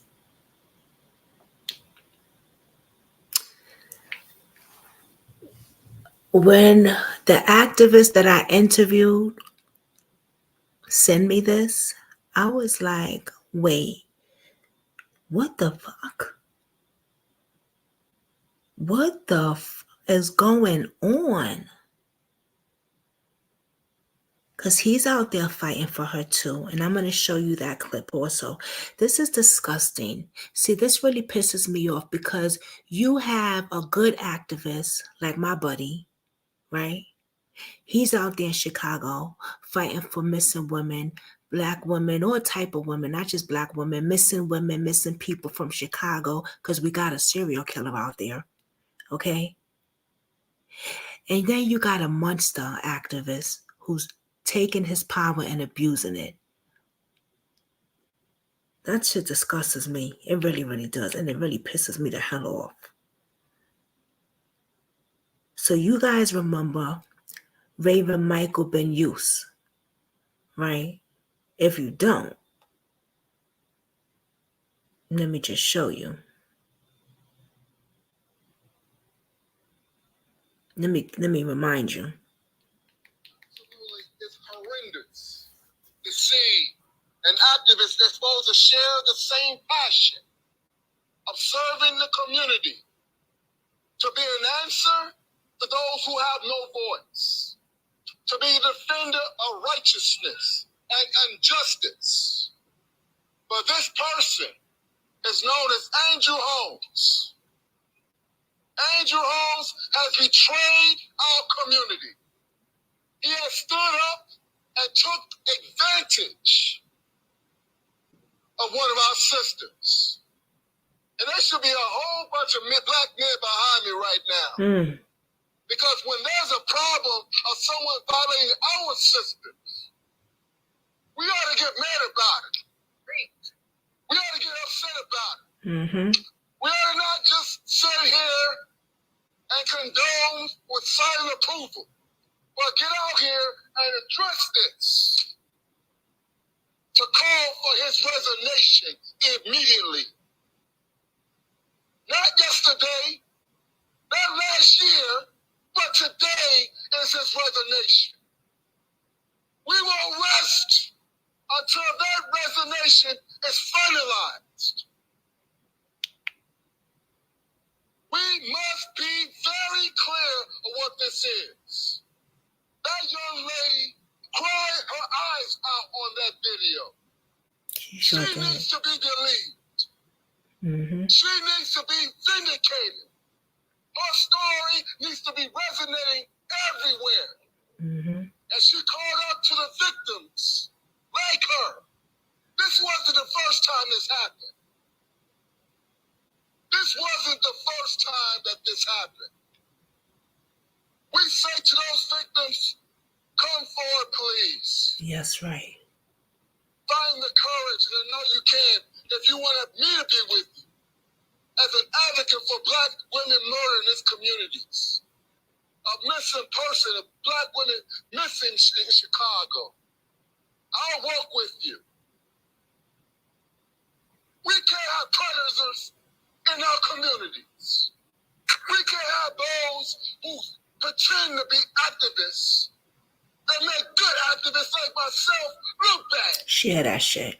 We do this work because we care what goes on with our community. Say that. We care about the injustice. Say it loud. Of why your residents are here today.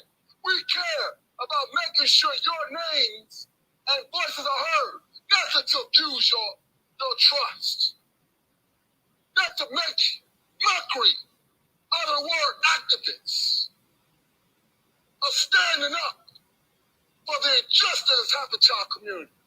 Not only are we murdered by the police, not only are we made a mockery by administrations like this, but it's absolutely unacceptable to have someone that stands up for being an activist to abuse that as well. That's all I got to say.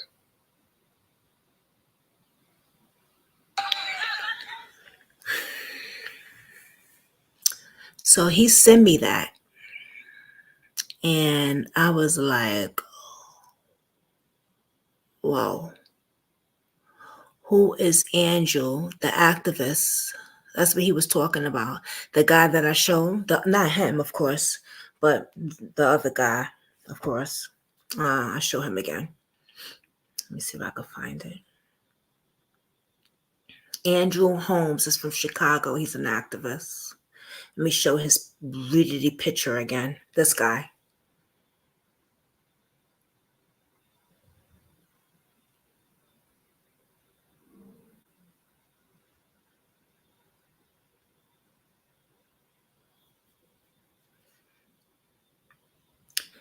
So they went out for a business trip. And you know what gets me? It's because the lady that fired her for coming to her and telling her that she was odd, assaulted by this monster, you brought her under your wings and showed her the rope to this. And when she came to you and told you that what he did to her, you fired her? Wow. I wonder if she even knew that this fucking Angel, whatever Andrew guy, monster, I'm gonna call him a monster, if she even knew that he drugged her at the restaurant. He probably drugged her drink at the restaurant, allegedly.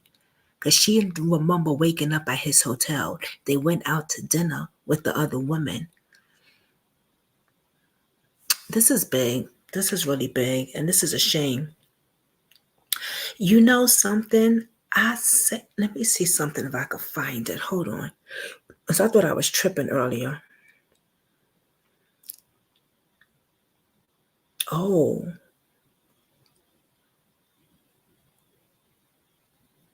Yeah.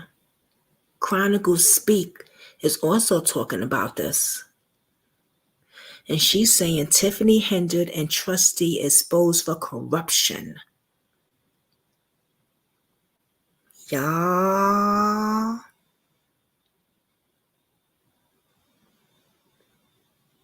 Right. And it's probably not the first time he's done this.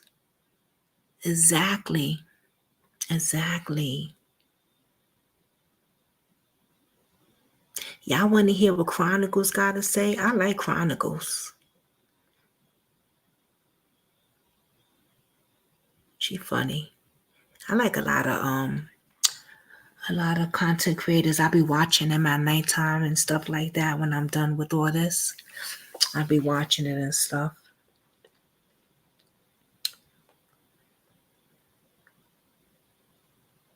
Like Lovely T. She's another one I like.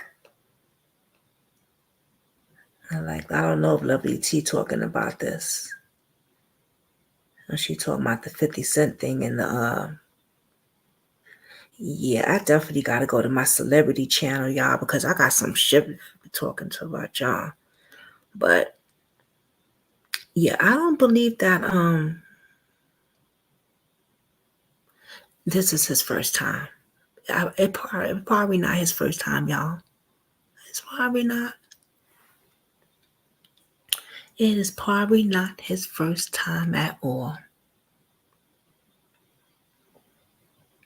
Just like it's not Drake's first time messing with little girls, allegedly. I'm just saying. Oops. Did I say that? Sure did. You know, just like that. Just like that.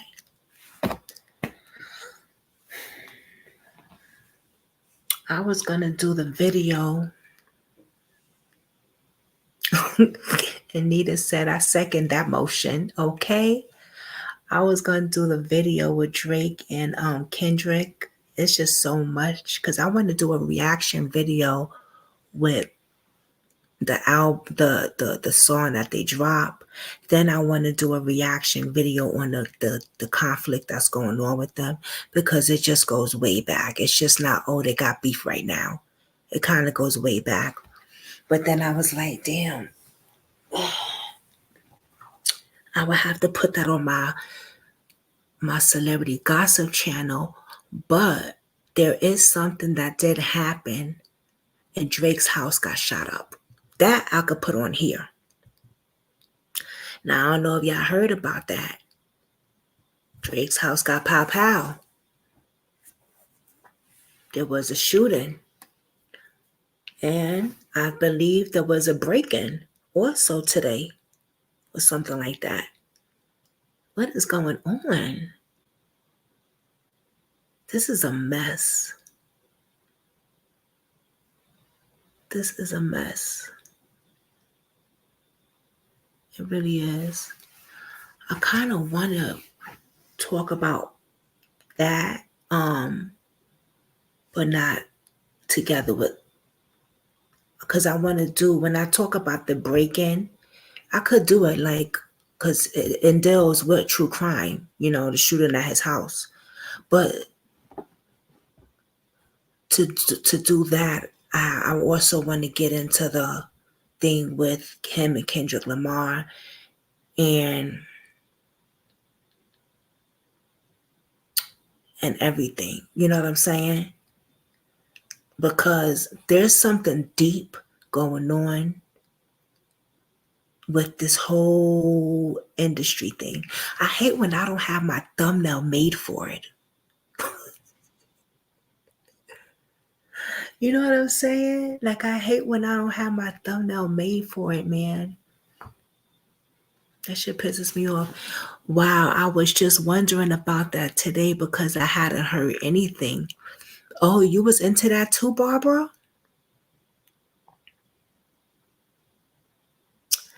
Girl, it is deep. It's some deep shit, girl. It's some deep shit.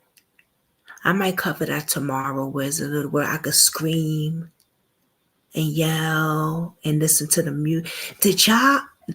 Barbara, I don't know what kind of music, I don't know your music type, but did you hear the track that Kendrick Lamar dropped?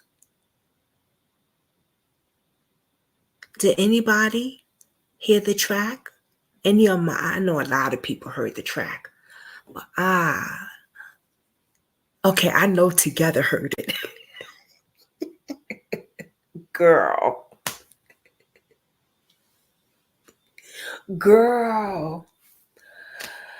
I want to break it down. Girl, we got to, okay.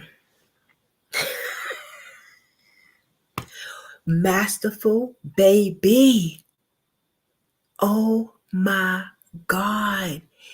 He did ate him up and left no crumbs. No crumbs at all. I swear.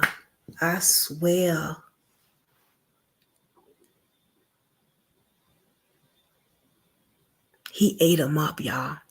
He ate him. He did his thing. See, Drake could talk about he hasn't messed with little girls, but they're starting to come out and talk now. That's the problem. let me tell you something. Kendrick opened a whole door now. He dropped when he Diddy is in stir core daddy, okay? Let's get into now talk about Diddy. I saw a video because this all has to do with what Kendrick dropped, has to do with Diddy and the guy that's affiliated in that lawsuit. Because he is affiliated in Drake's camp, the white guy.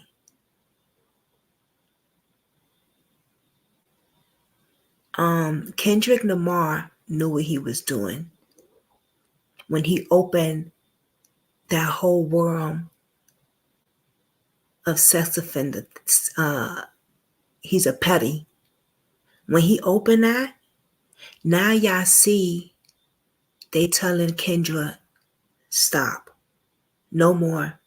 Please stop. Drake already bowed and is not dropping no more diss tracks. He already folded. I'm going to play the diss tracks on here. I want to do a reaction video. Maybe we could do it tomorrow. Well, it's 2 a.m. I want to do it now.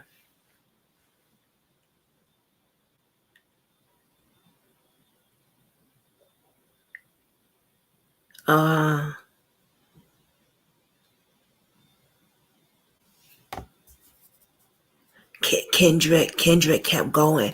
Kendrick was going hard. He was going hard. And you know what? I was like, oh, and I had to look at a few reaction videos because I didn't know what the heck was going on with them. I wasn't in it. I didn't know what was going on with them. But this goes way back, years back. We're talking about years. This goes a few years back, this beef. You want him to send Drake at Canada. Why Drake hiding all his kids?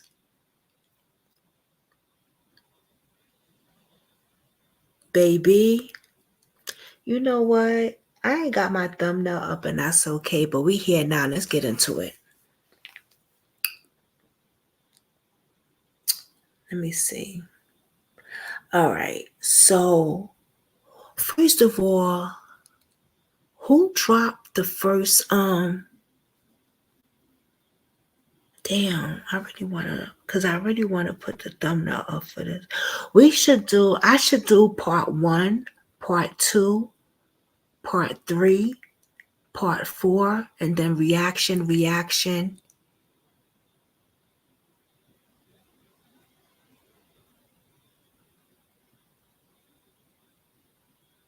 Damn, we got 6 people in here now.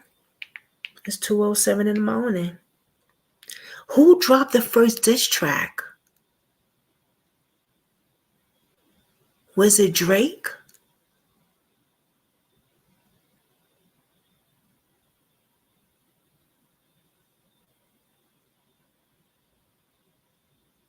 Do you know together who dropped because who would I have to play first? Oh, my sugar is low. I feel my I gotta eat something. Who would I have to play first? Or should I do this tomorrow? That way I can have the thumbnail up.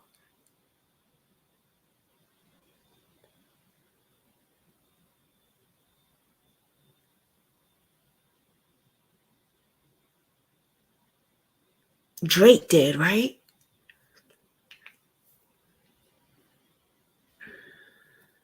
Let's see something. What did he do? Did he drop Family Matter? No, I don't. I'm so confused. Okay, let me just put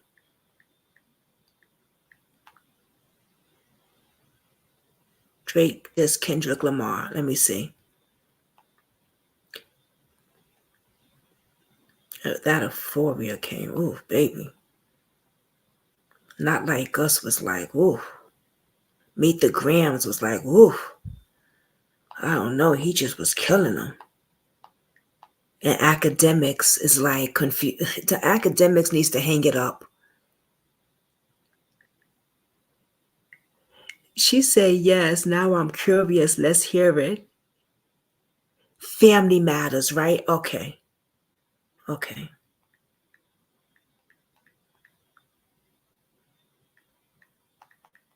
Okay. Family matters, Drake. Okay. Here it is. You know what we're going to do? We're going to do a reaction video on it. We're going to find, hold on. Oops, not that one. Hold on. Oh, I know what to do.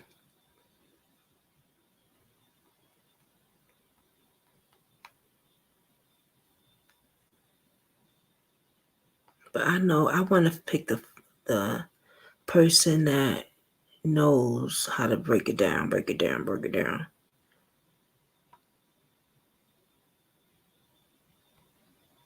It was somebody that I was watching. Hold on, y'all.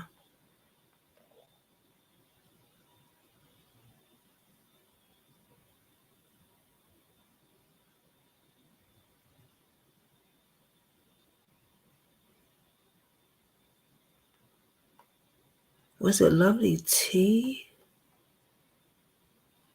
Besides Lovely T, it was somebody else.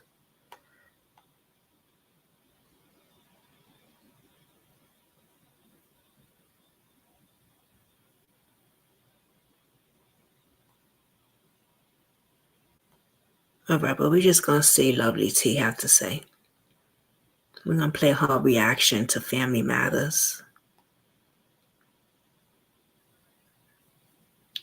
You know who really banged and sent my nigga YG? You know who really banged and sent my nigga CB? Talking about Chris Brown, because we all know he be, claiming. All right, we're going to do hers. Oh, my hands are shaking. I'm going to have to get a sandwich and sit here and eat with y'all. Okay, wait. I am. I'm going to get a sandwich. Wait, and then Kendra dropped Meet the Grams. No, he dropped that last. Together. He dropped that last. Meet the Grams was last. He dropped Euphoria first. All right, let's do it like this. We're going to play Drake, Family Matters, reaction video with Lovely T. And I'm going to drop her link because she's going to break down the songs and what it means. And then we're going to play Kendrick Lamar. Okay, let's get into it, y'all. Let's hope that this damn laptop don't act right. Yeah, I'm going to eat. I'm about to go get my sandwich while I'm chilling with y'all.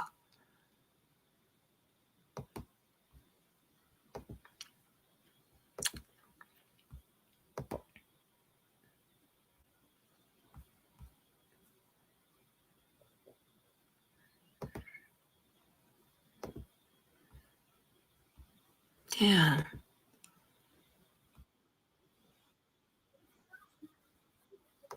All right. All right, Lovely T. Let's get it, baby. Yeah, he was dropping back to back together. He was dropping back to back. I was like, what's going on with them? So what I want to do is we're gonna listen to this. They're gonna break it down for us. And then tomorrow, whatever we don't listen to today, we'll catch back up tomorrow. Well, I could say later because it's 2:12 in the morning. Community is another person. And then tomorrow, I found a video that was deep, that broke the whole thing down from the beef from way years ago, from trafficking, from Diddy, that has to do with Drake. But let's do the music thing first. Let's get this going. At least this would be part one of the video. I'm going to have to fix the thumbnail. I don't know how, but I don't know. I don't know. Or I'll just leave it like this, and then tomorrow when I do the thumbnail, I'll put the thing in it.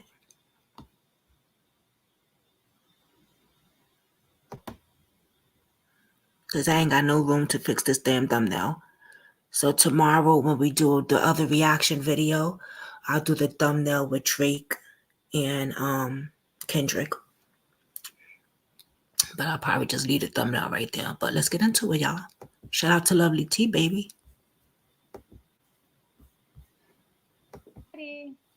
All right. All right. So look, this is 16 Drake's minutes diss ago.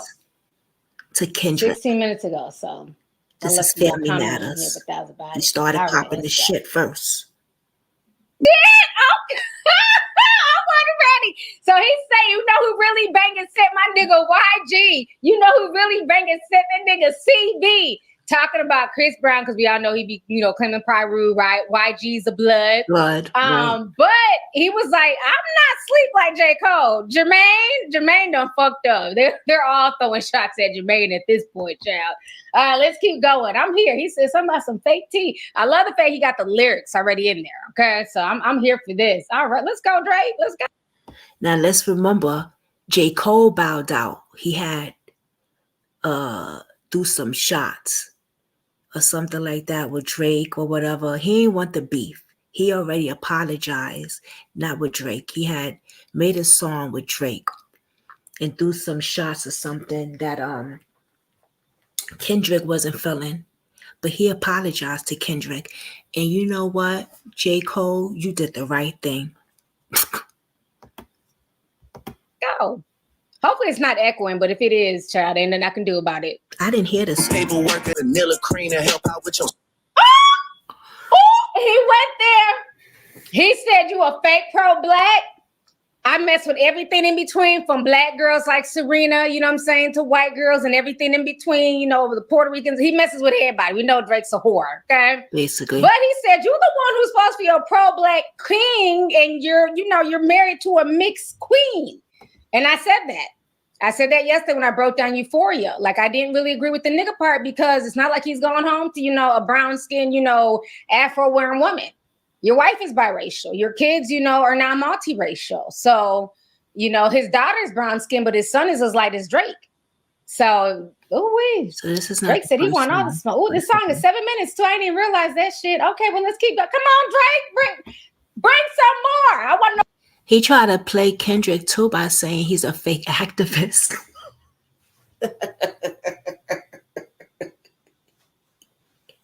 Yo, what the fuck? And the fact that he said he got his main squeeze taken or something like that, because remember, it was said that Kendrick Lamar's producer stole Kendrick Lamar's wife, had an affair on him with his producer, and that's actually supposed to be allegedly his producer's baby and not Kendrick Lamar's baby. So that's what Drake trying to get at. That's what the streets of rap is talking. But let's get into it, baby. We'll see. I got child. It's messy. I don't know what else he got to say. He is really going in. He said Ozempic got Rick Ross out here jealous. Okay, that's a side effect of Ozempic, that you're just jealous. You're a hater. He's saying he didn't get no damn nose job. That's the damn nose he was damn born with. Okay. He said some other shit too, but he was rapping very, very fast, and basically also said, like, Abel, like, you're a singer. You're not about to save hip hop. Like, sit this one out, sir. Okay. So yeah, Drake wants all the smoke, and now he's saying who's next on the list. Well, I want to know. We're gonna keep on listening, okay? Okay, now y'all see, Drake wanted the smoke. He was popping his shit in the beginning. He wanted all the smoke. He was waiting for Kendrick to come back with a response.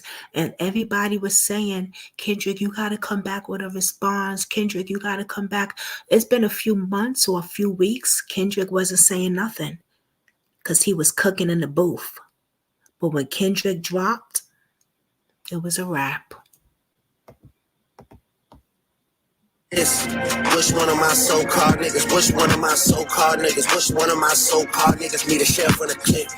Always knew I had to smoke y'all niggas. Good kid, man, city van, Will Potter legend, make the door slide. Tears running down my cheek, laughing at you, pussy down. It's a war cry. Weekend music getting played and all the. So he's basically saying nigga, nigga, nigga. Like, you're not about to tell me that I can't say the word nigga. So you hear him saying that a lot. And he's saying good city. He's saying good kid, mad city, which was Kendrick Lamar's song. So more shots at Kendrick. Talking about, you know, tears falling down his eyes. He's ready to go to war on all these pussies. Like, okay, Drake wants all the smoke. I've never heard Drake like this. Let's go. The spots where boys got a little more pride. That's why all your friends dip into Atlanta playing just to find a tour guide. Able run your fucking bread, need to buy some more chains for some more guys. Let me find another street nigga I could take to the game court side. Let me get a used Ferrari for a rapper, take the nigga on a horse ride. Anything to take a spotlight off the fact the boss is a drugged out little punk sissy from the north side. Rock him talking shit again. Gas cause you hit my being first, nigga. Do the math while I was hitting in. I ain't even know you rap still cause they only talking about your fit again. Probably gotta have a kid again for you think of dropping any shit again. Even when you do drop, they gon' say you should've modeled cause admit again. Smoking 50, but they should've put you on the first one trying to get it in. Ask Spring if this a good idea, the next time you cut it in a bed again. She'll even tell you leave the boy alone before you get your head split again. Oh, so those were shots at ASAP Rocky. He's talking about Fenty, saying that, you know, you might just need to just go on ahead and just, you know, be a daddy, have a bunch of kids, or get back to modeling, you know, because ASAP really doesn't make music anymore. He's more known for being with Rihanna and, you know, modeling clothes and stuff. So he's definitely throwing shots at ASAP. Shit made me sick to my stomach, we ain't never really been through it. Lil Wayne, he a fucking lame, so I know he had to be an influence. And that's the thing. That was the thing right there. Drake was throwing shots at everybody except the main person, the war, Kendrick. And people were saying, we just want to hear him just go a battle with Kendrick. Stop throwing shots at this person. Stop throwing shots at Rick Ross. Stop throwing shots at this person. Just go at Kendrick. And that's when the real battle begun. These niggas had a plan and they finally found a way to rope you into it. 2 separate albums dissing, I just did a Kim to it. Niggas skim through it. Me and Savage had the hoes dripping wet at shows, almost had to swim to it. K got shit that's only hitting hard.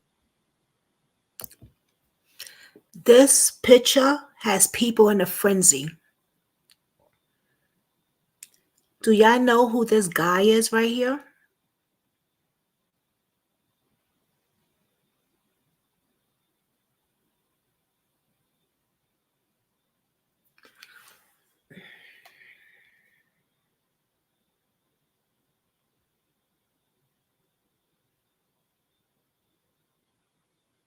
Hold on, let me show y'all something.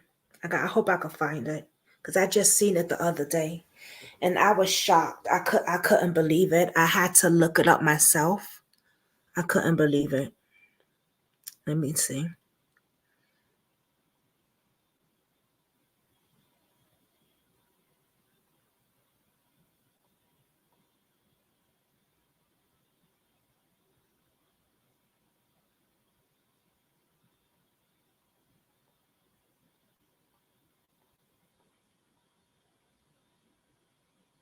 Let me finish letting it play. Let me let it play. And I'm gonna tell y'all. Angel something. I forgot, but hold on. Let me let it. Oh, wait. Maybe in this song? Drake went in. I loved it. I cannot lie. That was a good response. I'll break it down even further because there's a lot of stuff, you know, I got to go back and listen to it a few times. So I'll definitely do a full breakdown, but I just wanted to do like a live reaction. I loved it. I'm here for it. This is what hip hop is about. Keep it on wax. I don't need to be catching fades and. All right. So that guy is one of the Angel. They're like, oh God, what is the name of that, y'all? Damn. Let me hold on. Because I just was looking at academics and he was wondering who the fuck that guy was too. And then I found out through his video.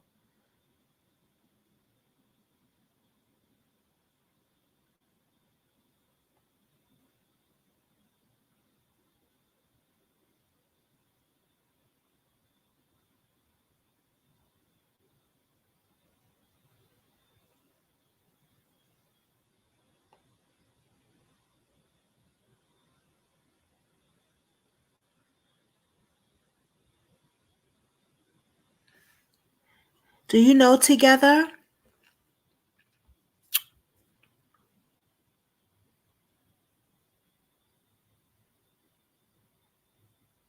It's called Something Angel or something like that. They're like Prejudice. Well, we'll get back to that. But that was alleged. That was the song that the diss song that Drake made. But that was after Euphoria. I thought that was the first song, and it wasn't. I was trying to look for the first song. But let's go to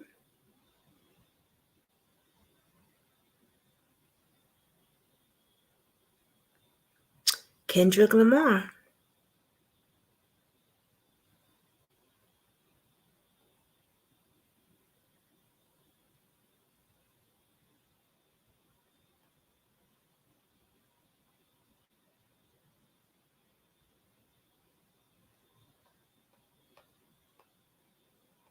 Do y'all want to Hell's Angels? Thank you. Thank you, Together. Yes. He's with the Hell's Angels. Yes.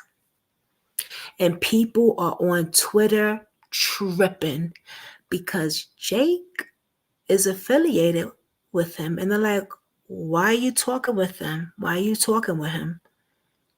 He's actually Drake's neighbor. They are finding so much dirt on Drake right now. It's so fucking crazy, girl. It's ridiculous. Hell's Angels. Thanks, babe. Yep.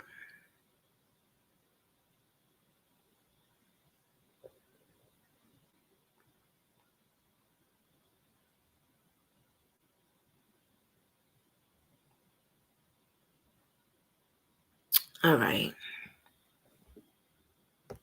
Let's go. Come on, Miss Lovely T. You did a thing with hold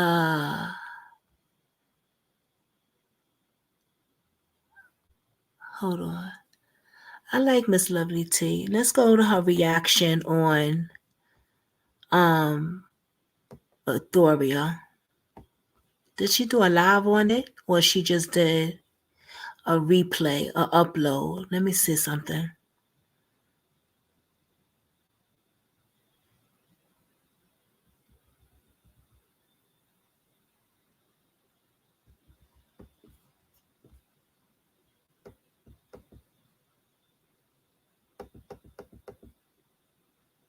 Okay, she probably just did a upload. I don't know. Let me see. If not, I'm gonna do my own. But I like to see what people react to. That's Drink Like Us, the Grams.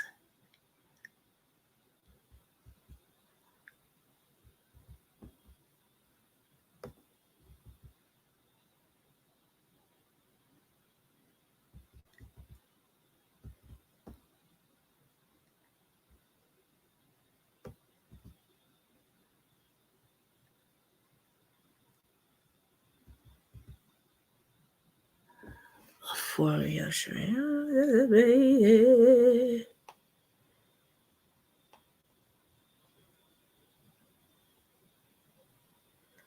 All right, let's get into it, y'all.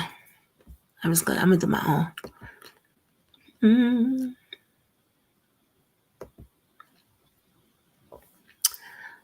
All right.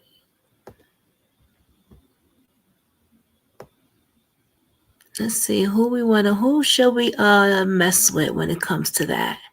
I like them. I like the mother and the daughter and okay, we're just gonna do our own little thing. Let's go.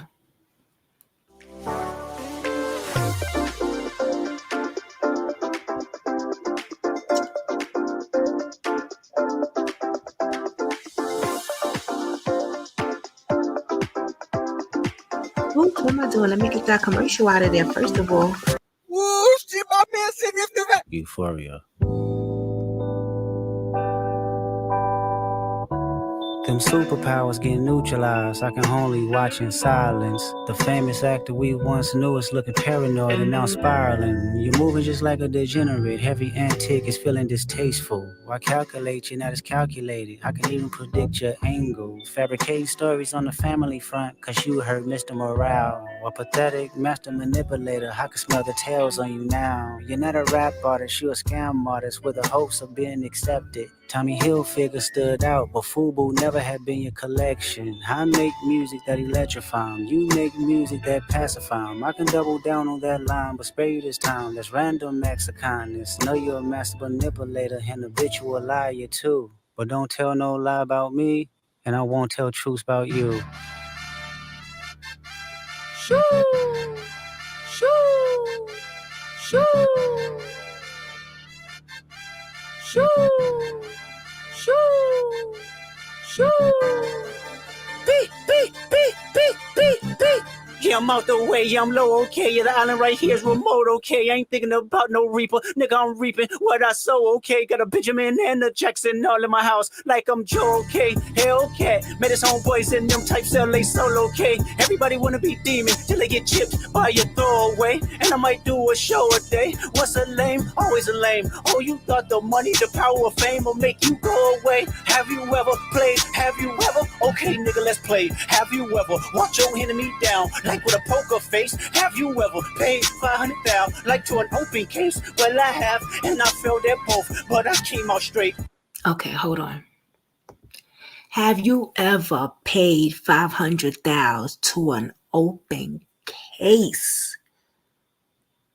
Well, I have, and I failed that. Remember? Now, I heard allegedly you busting up. I wish I could, but David's asleep. That's why I said I can't wait till tomorrow till we do this.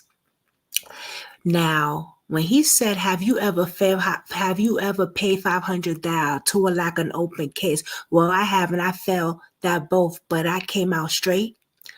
Allegedly, Drake had a sexual assault case, but he paid for it to go away. That's where that line came from. He opened the gate right there with that line. He paid the girl to not say nothing. So the case never went forward because he paid her off. Yeah, Drake is one of them people that pay girls off too, I heard. So I heard that's where that line came from. I'm going to show a whole bunch of shit tomorrow, though. But this is just the breakdown of the music a little bit, what I can do, because, you know. I hate when I rap or talk about guns, then somebody die, they turn into nuns. Then I hop online like pray for my city, he faking for likes and digital hugs. His daddy a killer, he wanna be junior, they must have forgot the shit that they done. Dementia must run in his family, but let it get shaky. I park his son. The very first time I shot me a Drake, the homie had told me to aim it this way. I didn't point down enough. Today I show you I learned from those mistakes. Somebody had told me that you got a ring. On God, I'm ready to double the wage. I'd rather do that than let a Canadian nigga make Pac turn in his grave. Ooh. Remember, he did that thing with Pac and who else was on the track or something like that? And they told him to take it down. Like the voiceovers. It was supposed to be Tupac dissing. He put a Tupac diss, acting like it was Tupac's voice supposed to be dissing Kendrick Lamar or whatever. And he's like, nigga, if Tupac was on here, he would have that would have never happened, first of all. And he's probably turning in his grave right now. But they made Drake take that shit down. It's crazy. Don't finish, you got shit twisted. What is it, the braids? I hurt your feelings, you don't work with me no more. Okay, there's 3 ghosts left, and I see 2 of them kissing and hugging on stage. I love her to death, and I learned from those mistakes. Somebody had told me that you got a ring. On God, I'm ready to double the wage. I'd rather do that than let a Canadian nigga make Pac turn in his grave. Cut the finish, you got shit twisted. What is it, the braids? I hurt your feelings, you don't work with me no more. Okay. It's 3 ghosts left, and I see 2 of them kissing and hugging on stage. I love her to death, and in 8 bars I'll explain that phrase. It's nothing nobody can tell me. I don't want to talk on no celly. You know I got language barriers. It's no accent you can sell me. You're cold and ivory, know I'm a selfish nigga. The crown is heavy. I pray they my real friends. If not, I'm YNW Melly. I don't like you popping shit that Pharrell for him. I inherit the beef. Yeah, fuck all that pushing P. Let me see you push a T. You better hard spinning again on him. You think about pushing me.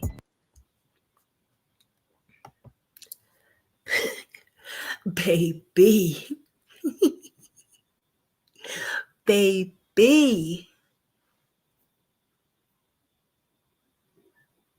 Yo. Hold on.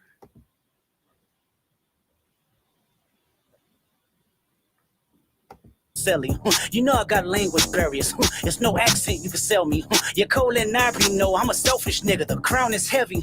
I pray they my real friends. If not, I'm YNW Melly.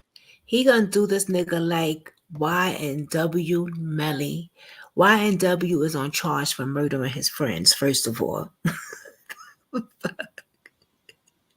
He is going to prison for murdering his friends. You keep going, you keep doing, trying to play me. I'm gonna do you dirty. You know, if you feel what I'm saying, like stop trying to play me, yo. I pray that my real friends, if not, I'm BYNW Melly. I love you popping shit, but that shit for real. I ain't heard the beef. You fuck them pushing P. Let me see you push a D. Yo. Cause he didn't do this with Pusha T. Like Pusha T shouted you out and said you had a son. You was hiding your son from the world, Drake. You bowed down with him. Shit's crazy. I don't like you popping shit at Pharrell for him. I inherit the beef. Yeah, fuck all that pushing P. Let me see you push a T. You better hard spinning again on him. You think about pushing me. He's Terrence Thornton, I'm Terrence Crawford. Yeah, I'm whooping feet.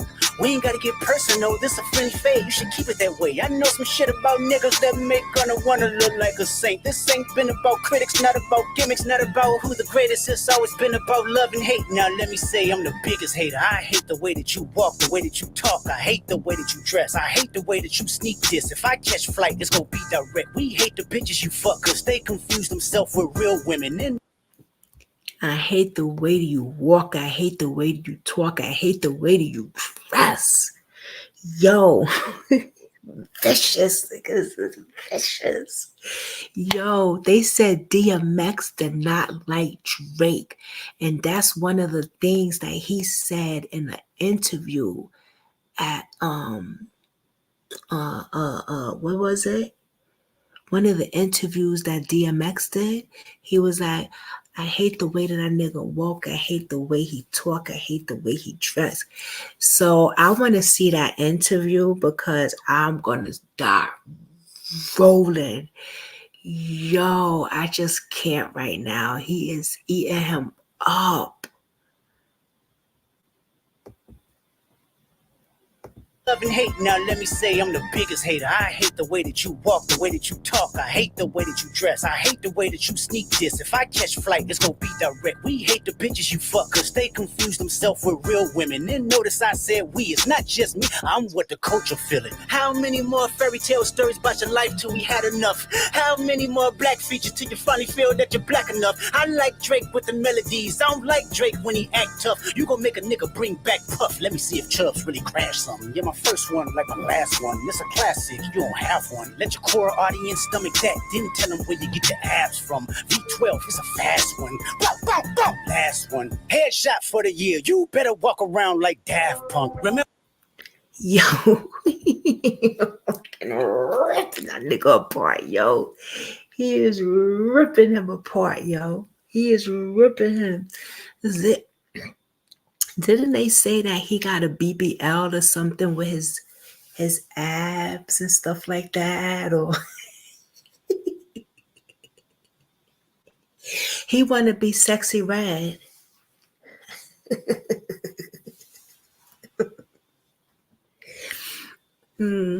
He want to be sexy red, Drake, so he got his abs done or some BBL and shit. I don't know what the hell he got done. I just can't. I can't.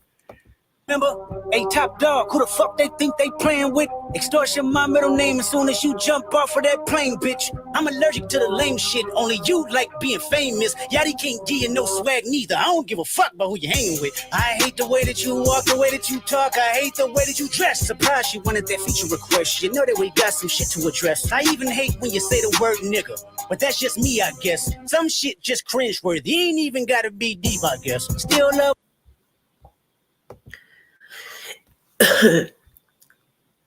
Now there was a feature or something like that Drake wanted Kendrick Lamar or something like that on a feature. What was it? I'm gonna have to look again before I even talk on it. It was something. I think it was Kendrick. Drake asked Kendrick Lamar to be on a feature or something like that. I don't know. I gotta look at it again. And also extortion. He's been trying to find information on Kendrick. He's been trying to find the biggest dirt on this man. Going around the industry, probably, of course, paying people to see what he could find so he could put it in his music and just blow the shit up. When you see success, everything with me is blessed. Keep making me dance, waving my hand, and it won't be no threat. I'm knowing they call you the boy, but where's the man? Cause I ain't seen him yet. Right. Keep waving my hands around because there won't be. Keep making soft music, not rap, because you're not about that, Drake. That's why he's saying, let me wave my hands around and be no dress. Yeah, because you know Drake makes that baby making that soft music. Keep making that music and there won't be no problem. Keep making the soft music that makes me want to dance and shit like that. And we won't have no beef. You know what I'm saying? Stop trying to be hard. Stop trying to be a rap battle. Matter of fact, I ain't even bleed them yet. Can I bleed them back? When I see you stand by sexy red, I believe you see two bad bitches. I believe you don't like women. It's real competition. You might pop ass with them. Let's speak on percentage. Show me your splits. I'll make sure I double back with you. You assigned to a nigga that signed to a nigga that said he was signed to that nigga. Try cease and desist on a like that record. Oh, what? You ain't like that record? Back to back. I like that record. I'm gonna get back to that for the record. Why would I call around trying to get dirt on niggas? Y'all think of my life as rap? That's whole shit. I got a son to raise, but I can see you don't know nothing about that. Waking them up, know nothing about that. Then tell them to pray, know nothing about that. Then giving them tools to walk through life like day by day, know nothing about that. Yeah. Yeah. All right.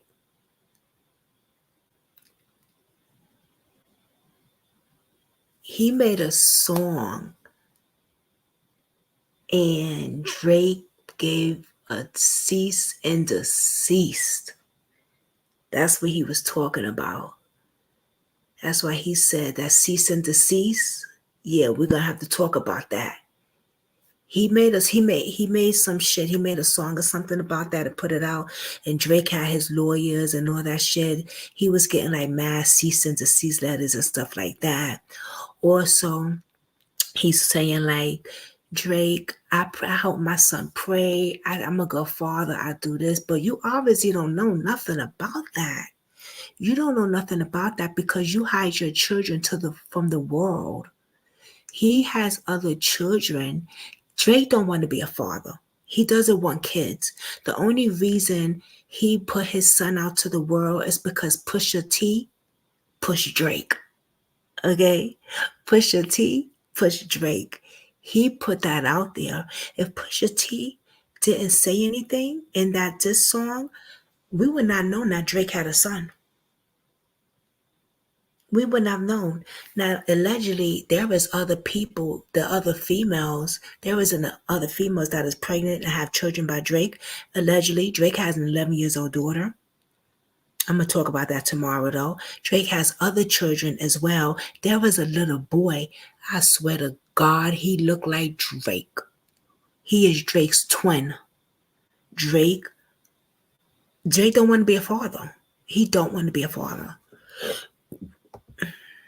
Nothing about that. Teaching no morals, integrity, discipline. Listen, man, you don't know nothing about that. Speaking the truth and consider what God's considering. You don't know nothing about that. Ain't 20v1, it's 1v20 if I gotta smack niggas that right with you. Yeah, bring them out too, I clean them out too. Tell Bean that he better stay right with you. Am I battling ghosts or AI? Nigga feeling like Joel Osteen. Funny, he was in a film called AI. And my 6'6" telling me to offing. I'm a blick niggas all in the coughing. Yeah, OB-ho niggas is dick riders. Tell them run to America to imitate heritage. They can't imitate this violence. What I learned is niggas don't like the West Coast, and I'm fine with it. I'll push the line with it. Pick a nigga off one at a time with it. We can be on a 3-hour time difference. Don't speak on the family, Crody. You can get deep in the family, Crody. Talk about me and my family, Crody. Someone go bleed in your family, Crody. I be at New Hall King eating fried rice with a dip sauce and a blammy, Crody. Tell me your cheesing, farm. We could do this right now on the camera, Crody. Hey, fuck y'all niggas, I don't trust y'all niggas. I wave one finger and thump y'all niggas like, field goal punt y'all niggas, they punk y'all niggas. Nobody never took my food. Whoever that's fucking with them, fuck you niggas and fuck the industry too. If you take it there, I'm taking it further.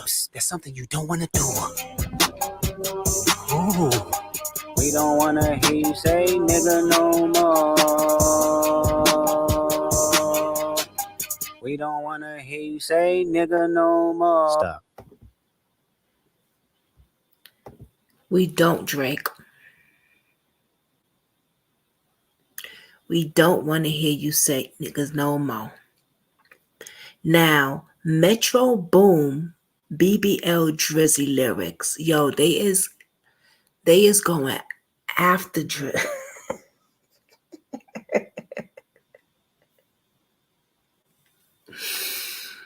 Oh man, they coming out with all type of shit. They are going so hard. They are so funny, girl. Yo, I didn't even hear Metro Boom. I just seen it pop up and say BBL Drizzy. I just can't, y'all. I'm gonna do that one tomorrow. But there is so much to this. Together, did you see that little boy? Did you see Drake's son? Hold on, let me show you something. Oh, damn, I didn't even have to do that. Hold on.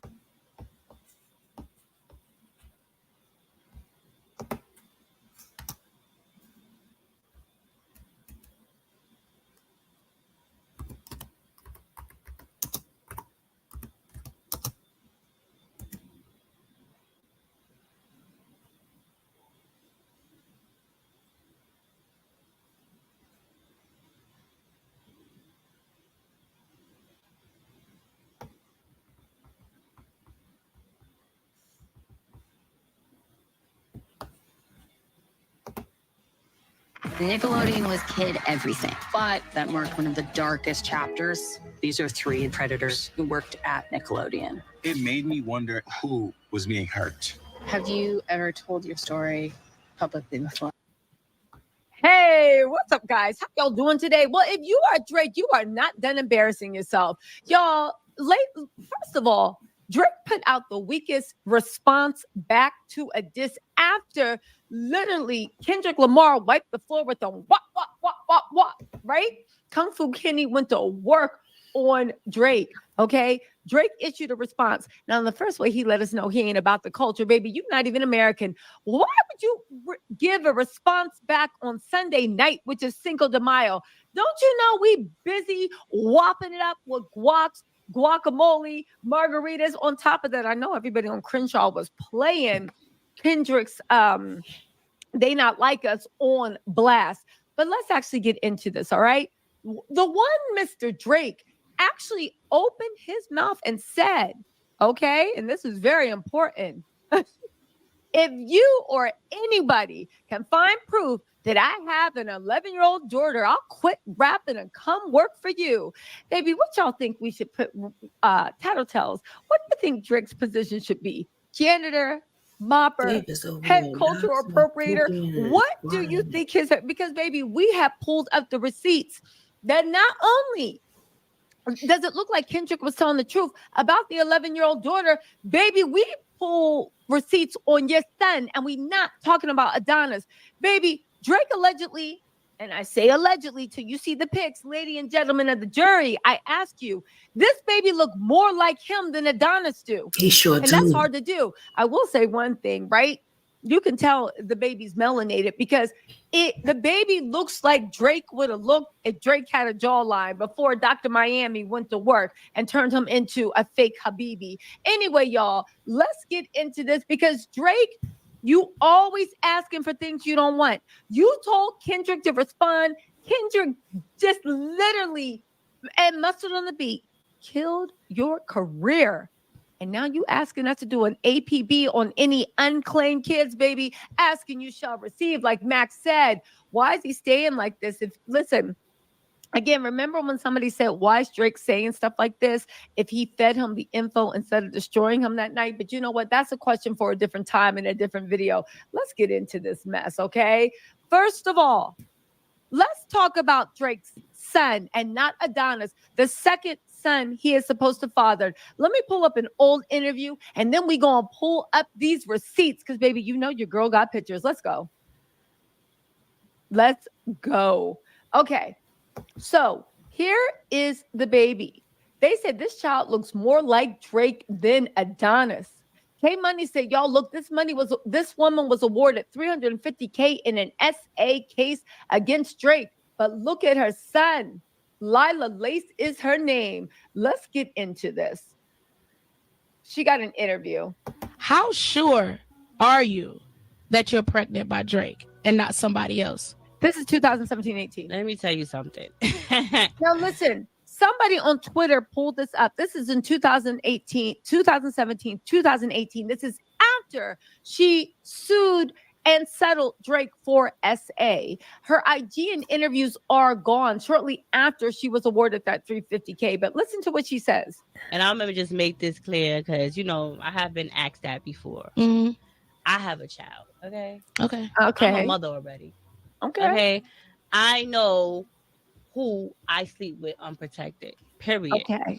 So it's 100% sure he knows it. So at the end of the day, I'm going to just leave it as that, you know?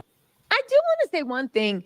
If Kendrick is right and Drake is literally trying to repopulate the world, like this is Noah's Ark, I hope people are being very careful when they let Drake touch them because I don't know at this point. Let's keep going. And when you approached him about it because you told him you were pregnant, right? What was his response to that information? What? He pretty much was just like, "Oh, what's wrong?" And then I told him, and then he pretty much was like, "I'm gonna call you back," and the phone calls just stopped. Everything stopped. How long did it stop? Now, interestingly enough, Drake's mother of his child, Adonis, that Pusha T made him claim, said Drake did the same thing when she said that she was with child. Only Drake tried to pressure her to make sure Adonis did not step foot on this earth. Interestingly enough, Drake says this is all fake, right? I know what y'all thinking. This girl could be anyone, baby. I got receipts. But I will say one thing. Drake denies all children until like he can't deny it. And he denied Adonis a bunch, even after Pusha T said something. So don't listen to Drake. He is a known liar. Let's keep going. Before you. Okay. You guys, this is on the right. That is her lovely little munchkin. On the left is Drizzy. Y'all, this little boy looked more like Drake than Adonis. There's more, though. There is more. This is the little boy This little boy looked more like Drake than Drake looked like Drake. This is the little boy also. This is also off of the mama's Instagram. He is starring in The Lion King. Yo, tell me that's not Drake, but a better looking version of Drake, but he still looked just like Drake. Again, I think Drake took this little boy to Drake's plastic surgeon and said, can you give me the jawline? Can you give me? Baby, our blood fixed Drake's face, but that is Drake's boy. Hold on, let's keep going. Sure is. Look at this. How can he deny this? Drake also said, nah, hold on. Can someone find my hidden daughter, please, and send her to me?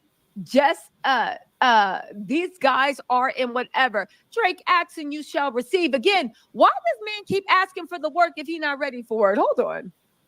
He wants somebody to find his daughter, baby. We will. This was in a 2015 article, right? Drake may have a child. Again, this is a 2015 article that Drake may have a child. It was all over the blogs. The Miami waitress has filed legal documents notifying the rapper that he has agreed to a paternity test. Now, here's the thing before y'all be like, there's no proof. Drake also agreed to pay this woman $15,000 in child support a month. And that's before they actually increased it. I don't know. Maybe he's generous. Okay.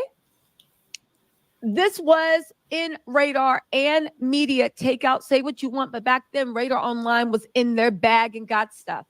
They said baby daddy Drake, Rihanna's ex, is the father of a 2-year-old. A bombshell report claims. Oh, baby, it's not over. They said the rapper is reportedly the father of a 2-year-old girl with a Haitian American woman who works at a waitress in a Miami nightclub. According to all the gossip tabloids, she's filed legal papers in which she said she notified Drake on Tuesday. Again, this is back in 2015.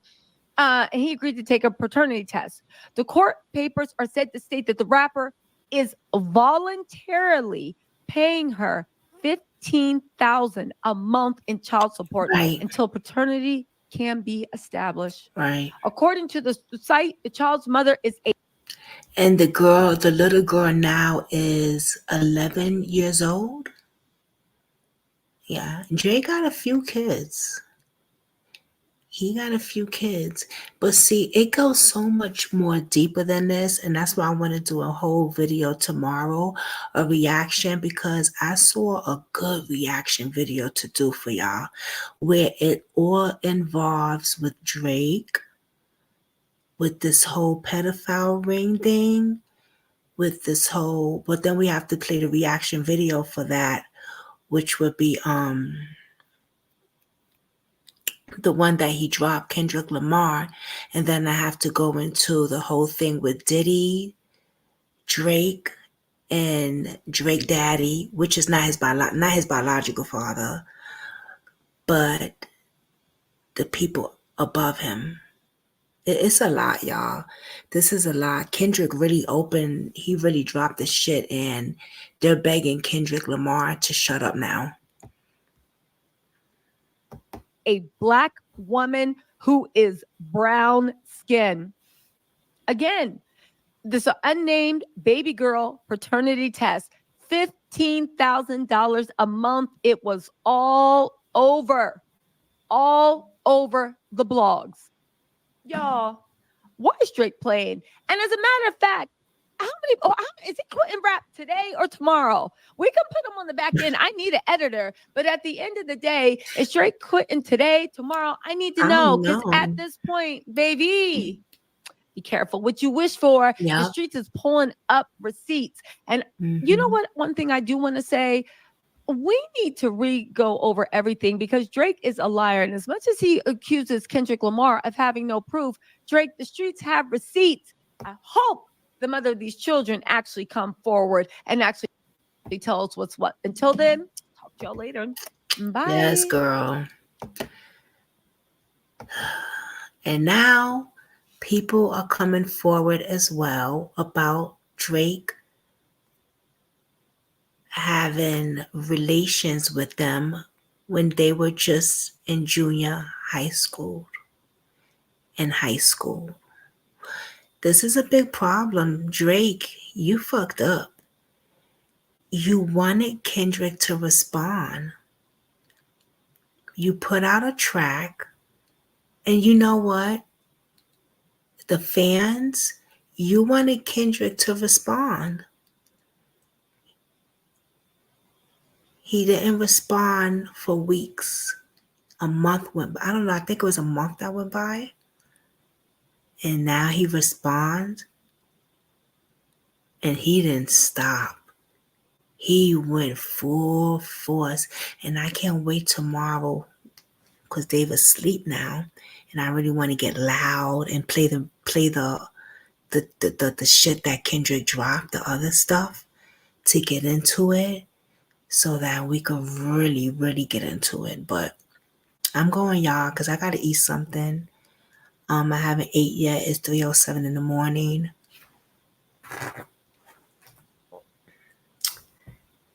I really want to stay up on here all night until tomorrow, until 6 in the morning. But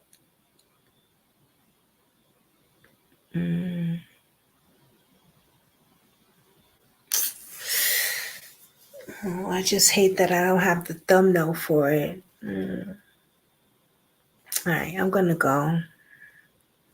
You would 6 a.m. I know it's 3:08. But I really want to, I like to have what I'm talking about. I like to have my thumbnail up. You know what I mean? And I don't. I don't have my thumbnail up for it. And this is the time that I am not even tired. You know?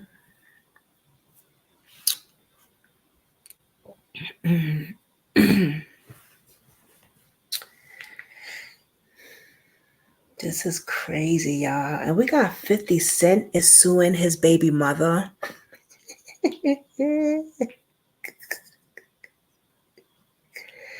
Y'all, 50 Cent is suing his baby mother too. I would sue the bitch also. I would sue the bitch too if she were on there talking about I art her and all this other shit. Yeah, I would sue the bitch too. So 50, do what you gotta do, baby. Sue the bitch. That's right. She went on there talking about 50 art her and this and that, and or because he made a comment. Because look, you on the paperwork with Puff Daddy. The fuck? You on that lawsuit thing with Puff Daddy.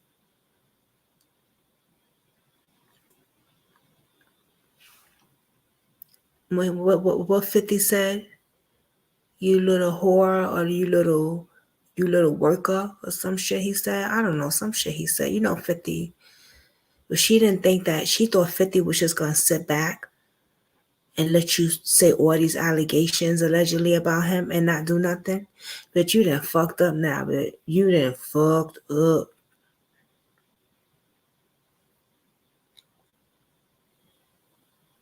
You messed up. And then we got Rick Ross. Wait, Shaq just came out with a diss track. Y'all, people are coming out left and right. You got Shaq in the studio dropping. I just can't, y'all. We're going to listen to that tomorrow. Good night, Brooklyn Squad. I'm going to see y'all tomorrow. I'm going to see y'all later. I'm going to eat me a sandwich. And I'm going to look at some celebrity gossip. I don't mind sitting there on the bed with y'all. You know what? Maybe I should do it because I'm not tired. I should go put on my nightgown and just chill and eat my sandwich and we could watch this would have been a good time to watch a movie if the damn thing don't keep going out. I gotta do movie night with y'all.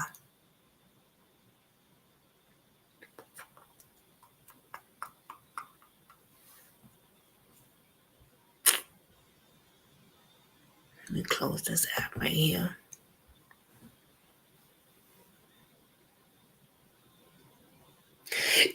Ooh, child. Drake is eating them though, y'all. I mean Drake. Oh yeah. Yeah, maybe I am getting tired. Kendrick is eating them up. Kendrick is eating them.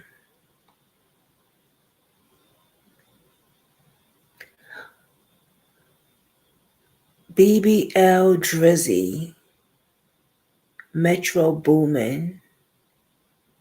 I can't.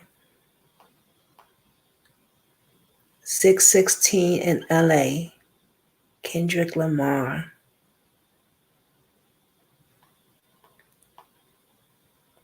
The Heart, Drake.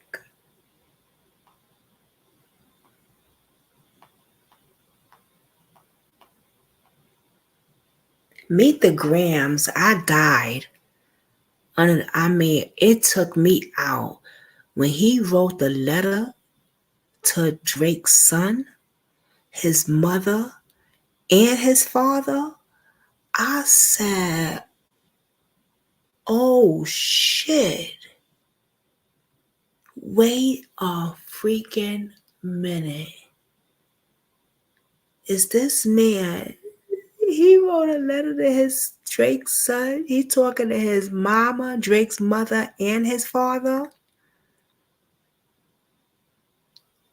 You raised a manipulator, a liar. I just can't. I said, what the fuck?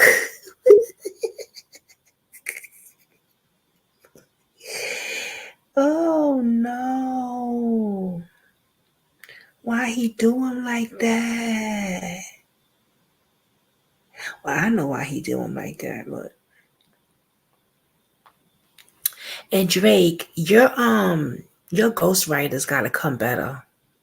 Because you think just because you're not arrested for being a pedophile, because you are a famous person and you're not arrested, that little shit that your ghostwriters put in the lyrics was corny as hell. Because look how many pedos have been busted now, and look how many have not been arrested. So that line was stupid, and I also think that line was a setup line. So your ghostwriter actually set you up on that line. That was very dumb. That was ugh. I was like, hang. That was like, ugh. That was so dumb. They could have did better with that one. Like, baby.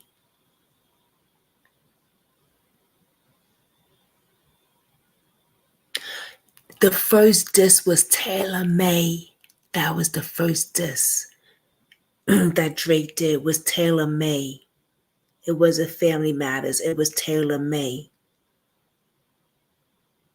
And then Kendrick did this. And okay, it was Taylor May. Yes.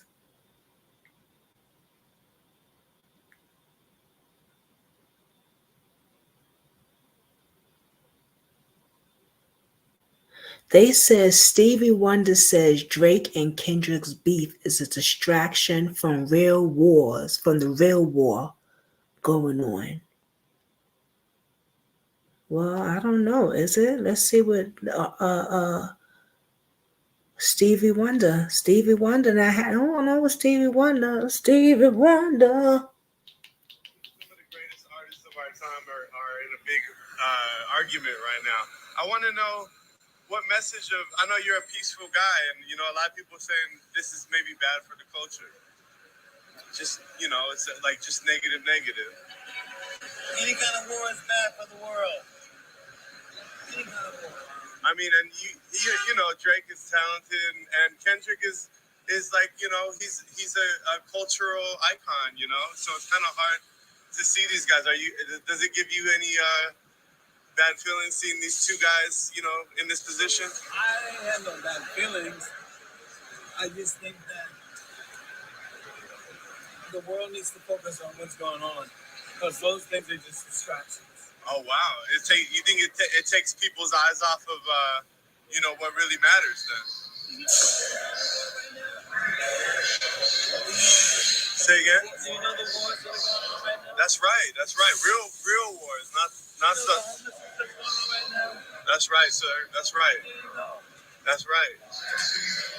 Can't you see it? Hey, we love you, man. We love you, and that's true. I think we need to get back focused on what's going on that really matters.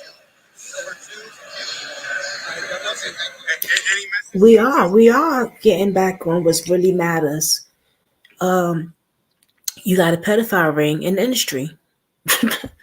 That is a problem. That's a problem. So that don't matter? What the fuck? I know I get what, you know, Stevie Wonder is saying and stuff, but we have people like Puffy and Drake that is running a pedophile ring, allegedly, that needs to be addressed. That is a problem out here. That is a war. That is taking our babies. That is taking our children out. That is a problem. So yes, all eyes open on that. I don't know what you know, what they want, but you know, I'm just saying.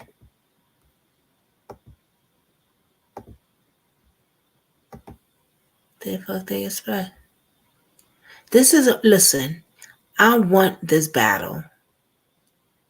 I want this battle. Let me see.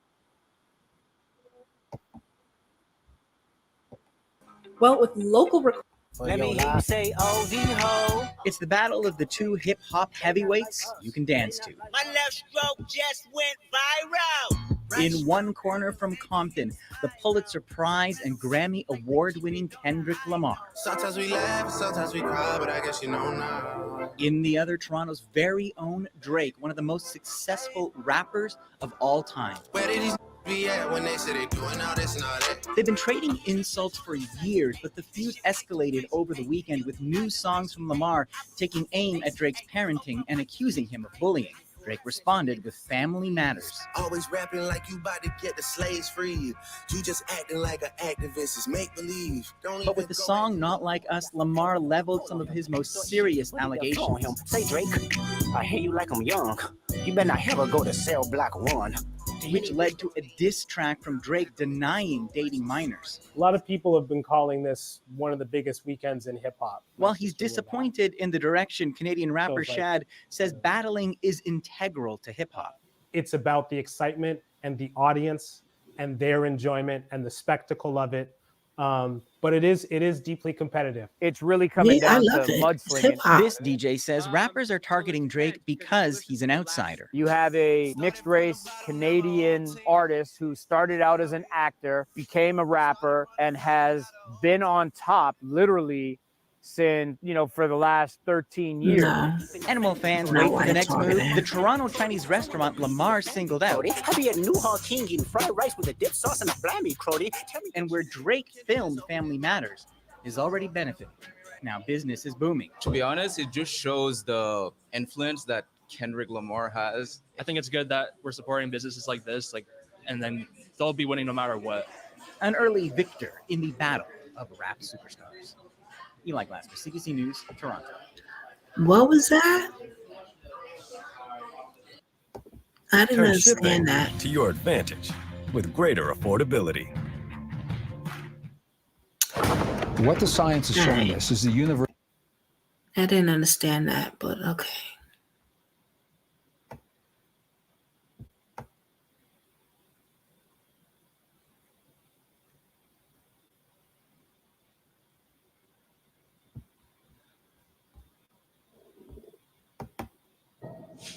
Welcome back to Live Now from Fox. And we do have some breaking news that we want to get to. This is some aerial footage of the house from Drake. This is the rapper Drake right there. This is his house in Toronto. There was a shooting that happened earlier outside Drake's Toronto home, and one person was injured in this. According to TMZ, sources confirm the injured person is a member of Drake's security team.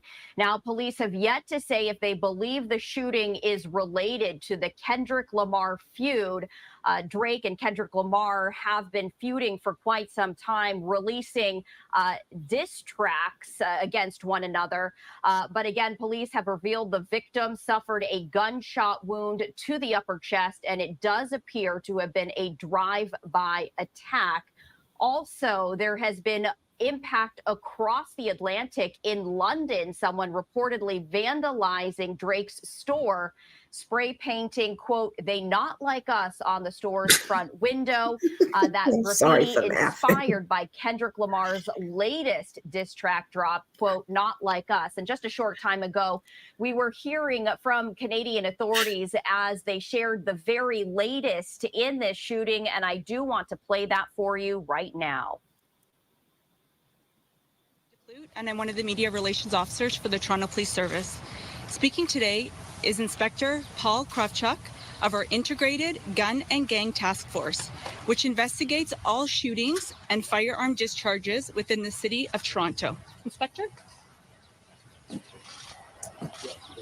morning, everyone. I'm Inspector Paul Kravchuk of the Integrated Gun and Gang Task Force, and I'm pleased to be here today. I know there's a lot of interest in this incident, and I hope you can also appreciate that information is very limited at this time, so I only have so much. What I do know, I will advise you of, and I will take a few questions at the end.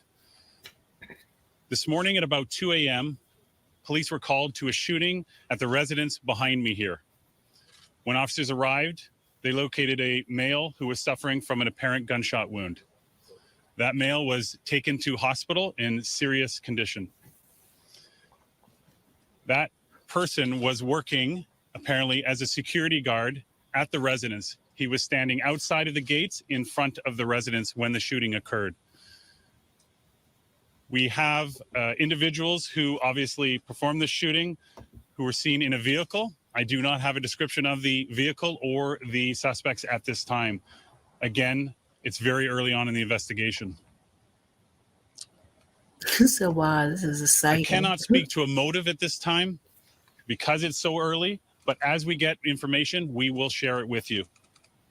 Anyone with information is asked to call 416-808-2510 or Crime Stoppers. You can expect to see an increased presence in this neighborhood for the next little while, but it's no different than any other shooting or firearm discharge. We'll have officers here looking for witnesses to come forward, as well as we canvassing for video. I'll now take a few questions. Was Drake home, and is he cooperating with this investigation?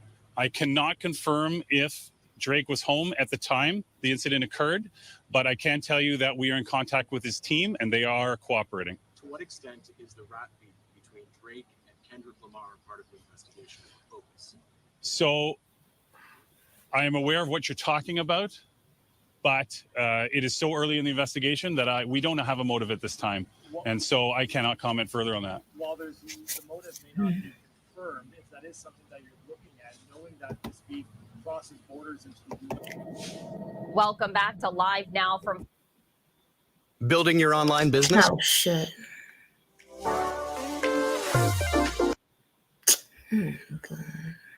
Let's get you caught up with a few developing stories this afternoon. First, more trouble at the home of hip-hop star Drake.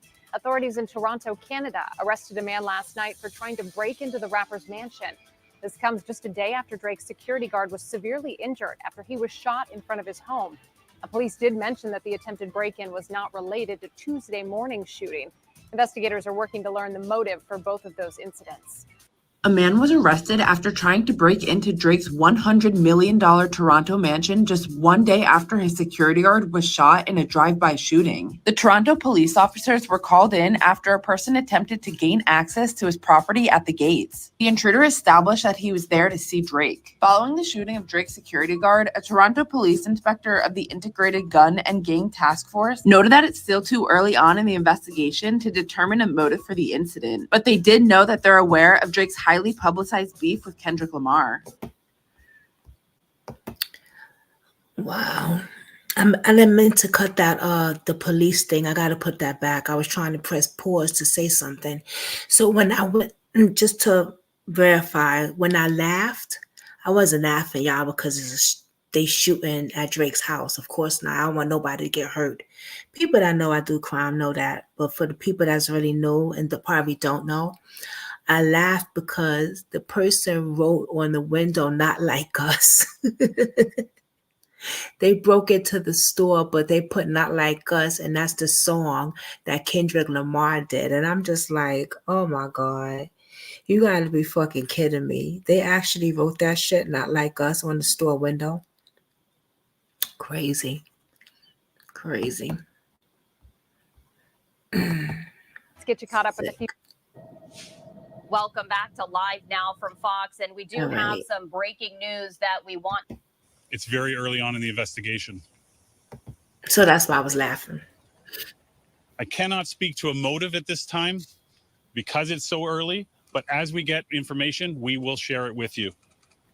Anyone with information is asked to call 416-808-2510 or Crime Stoppers. You can expect to see an increased presence in this neighborhood for the next little while, but it's no different than any other shooting or firearm discharge. We'll have officers here looking for witnesses to come forward, as well as we canvassing for video. I'll now take a few questions. Was Drake home and is he cooperating with this investigation? I cannot confirm if Drake was home at the time the incident occurred, but I can tell you that we are in contact with his team and they are cooperating. To what extent is the rat beef between Drake and Kendrick Lamar part of the investigation focus? So I am aware of what you're talking about, but it is so early in the investigation that we don't have a motive at this time. And so I cannot comment further on that. While the motive may not be confirmed, if that is something that you're looking at, knowing that this beef crosses borders into the U.S., is there anything being done in the investigation to maybe prevent a potential suspect from leaving Canada? So this is no different than any other investigation. Okay, like it's maybe more high profile because there's more people here, but we treat it like any other incident. So we'll be using all our resources. Our teams will be doing as much as they can to investigate this, but it'll be no different than any other investigation at this time. The man who was shot still in serious condition. Have you been able to talk to him? Has he not been able to give you a suspect description? And how is there no video yet of the car that fled? So I can tell you that all I'm going to say about the victim is that he's still in the hospital in serious condition. He's still in. And I'm not going to just. I think he got no, I'm not going to at this time. This is obviously a very well-to-do neighborhood. There's likely a lot of video around. Have you guys begun your canvassing? Do you expect to get a good amount of video involved with this? I would be surprised if we didn't. I can say that we've already collected some video evidence which captures the incident. You said suspects plural. Can you say, are we talking 2, 3, or more? No idea at this time. And would you characterize this as a drive-by shooting, or more specifically, the stop and open fire? I'm not going to get into specifics about the investigation at this time, just that a vehicle was involved and then fled the scene. That will be part of our investigation, but again, we're very early on. How did the 911 call come in? Who made it? I don't have that information. Was this security guard alone? Were there other security guards here too? I don't have that information. In the incident, did it look like the security guard was the target? Were they trying to get past him? Don't know at this time.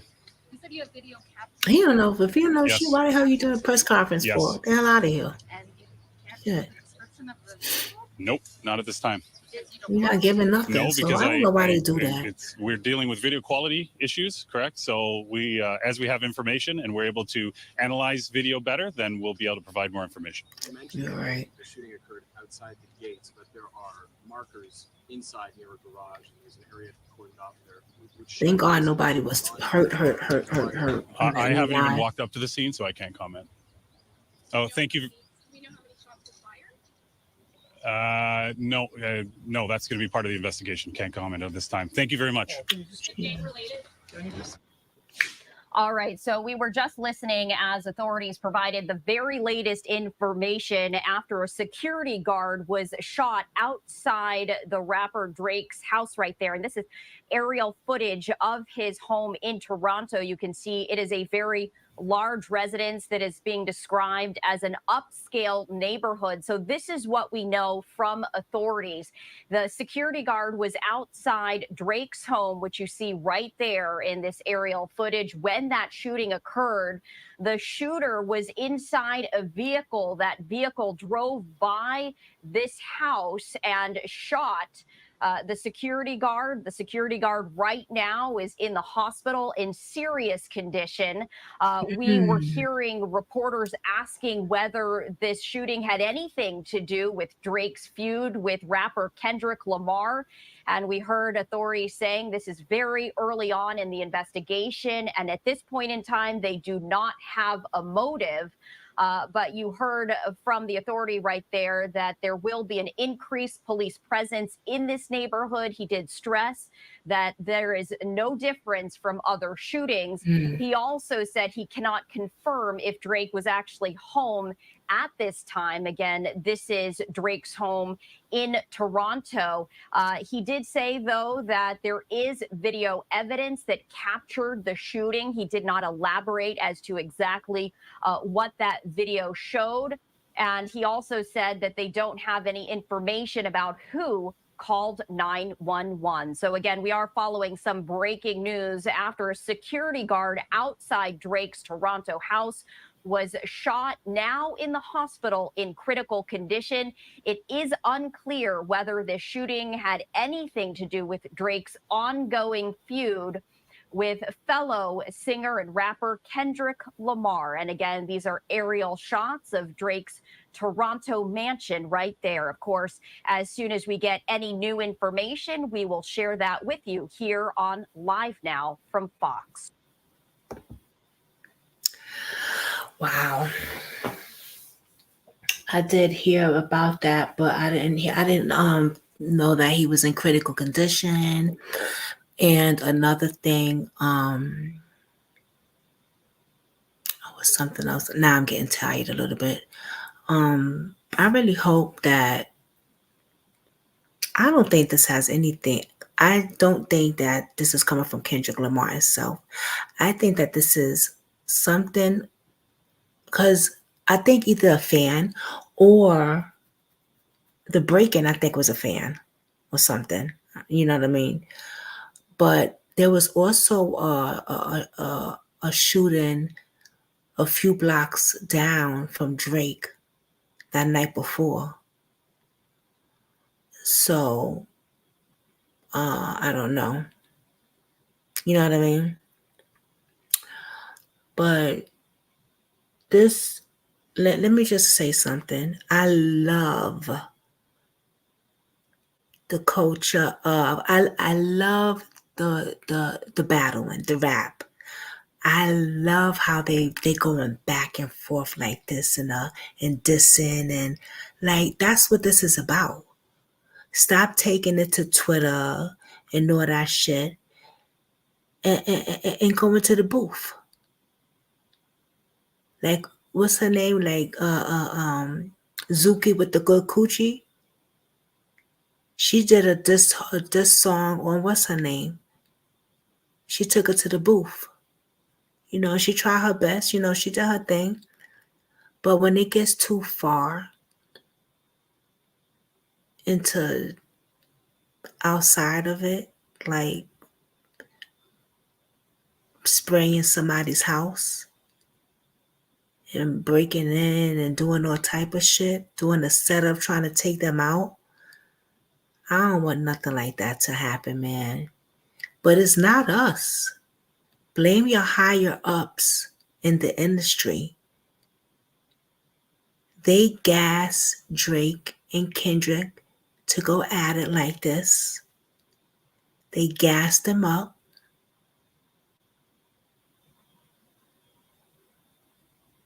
Because no one's benefiting from this.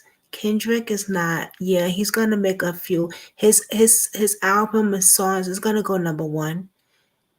But the people that's benefit from this is the higher ups, not Kendrick and Drake. And that's a video I want to show y'all tomorrow on the whole breakdown of the whole beef and who gassed it and who's benefiting from it and how did the whole pedophile thing get involved and how Diddy is involved with this as well. We'll do that tomorrow. I'm getting sleepy now and I need to eat. So I want to say thank everybody for joining. I don't know who the 5 people are, but thank you. And thank you for, just being here, rocking, I'm not, just being here. Just, how do you say that? Giving me some views, basically. Appreciate you. And I will see y'all tomorrow. Thank you. Thank you for rocking with you, girl. Because y'all ain't have to be here. You know what I'm saying? But whoever you are in the back, y'all here. So I appreciate that. But I really wanted to bump this shit up loud. I wanted to play some more of Kendrick's stuff. David's sleeping. And I don't got my thumbnail ready for it. So tomorrow is another day. But everyone be safe and have a blessed night. But I did think that was kind of funny when they said, not the break-in to the store, but they wrote, "We not like us." I was like, wait, what? I did not expect that shit right there. I was like, hold up. Somebody actually wrote that shit. Because that's Kendrick's, the song, "We Not Like Us." And we're going to break that down tomorrow. I'm going to do a reaction. Another person broke it down real good. But that shit just giggled me for a minute. I'm like, oh my God. But it's bad. I would never want this to go overboard like this. And I really don't want to see none of them getting hurt or unalive. Because when you start talking about pedophiles, and all that shit, and you start naming the higher ups in it, people become unalive. People become getting set up, become taken out. I really want Kendrick to be very, very safe. Be very careful because he opened some big shit. He opened some big shit. But now they're telling Kendrick to stop, please. And now Drake is bowing down. But I can't wait to show y'all that stuff tomorrow. What I saw earlier, no, it was last night. Matter of fact, when I was done with the live and stuff, with the panel and everything, I was like, oh, wow. I really would like to do a video on this. Wow. It was really deep. And I was kind of shocked. I mean, I wasn't shocked, but it just opened my eyes more to stuff that I've heard before and I didn't understand what it was. And now I was like, oh, rich baby daddy. I've heard that before. You know, you heard that before together when you say rich baby daddy. Matter of fact, they made a song with that with Red, Sexy Red.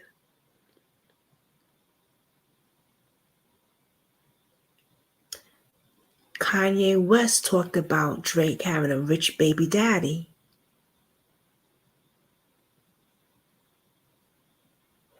And it's not his biological father they're talking about. They're talking about the guy, the higher up, the executive, the one who is involved in the lawsuit with Diddy.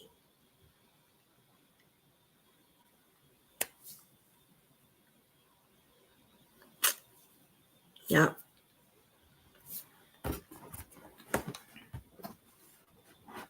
Yep. So I was like, oh shit. He's actually some white dude is involved with the lawsuit with Diddy. And Drake. Oh, Drake, you fucked, man. Oh, you fucked up, boy. You fucked up. You fucked up. Clyde. Is it Clyde? Is his name Clyde? I heard of Clyde Davis before. That was Whitney, right? No, it's not Clive Davis. It's Clyde. Let me hold on. Hold on. I know I heard of Clyde Davis because I did a thing with him with Whitney Houston. Let me see. Find that video.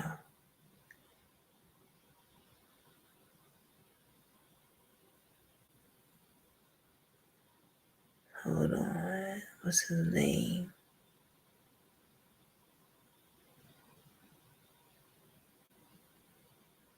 Oh, all I gotta do is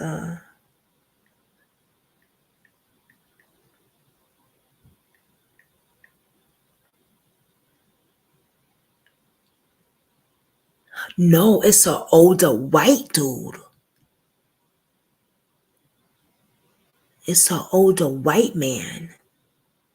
He's been at Puff Daddy's house doing those sex parties. Yeah, he's actually it was said allegedly that Drake is saluting girls, young girls, into that type of world as well. It's a lot. We're gonna do it tomorrow. We're gonna do it tomorrow. But I'm gonna show y'all the video that I saw. It's actually a few videos together. But there's one main video that I saw, and baby, it was broken like a whoa, like broken down to make me say, oh yeah, I'm showing this shit on Celebrity Gossip. I'm showing it. I am showing it. But I'm actually gonna put it on both channels because even though we cover true crime over here, this is heavy shit. This has to do with crime, sex trafficking and shit. Yeah. So I'm gonna put both the channels tomorrow. This is deep. This is deep. Yeah. And there's a junior high school girl that is coming out and saying that Drake was soliciting them and paying them to, you know what, when they were 16 and 17, freak parties. So now when Kidra dropped that song about minors,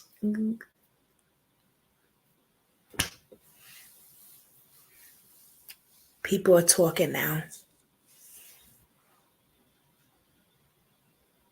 It's a mess, girl. It is a mess.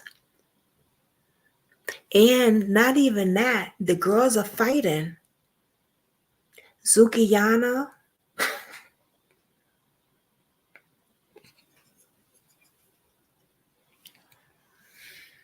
What's this other girl's name? JT? JT? What the fuck is going on? Zukiyana came out with a diss song against JT. The girls are fighting. Yeah, what is going on here? Child. How come academics didn't say nothing?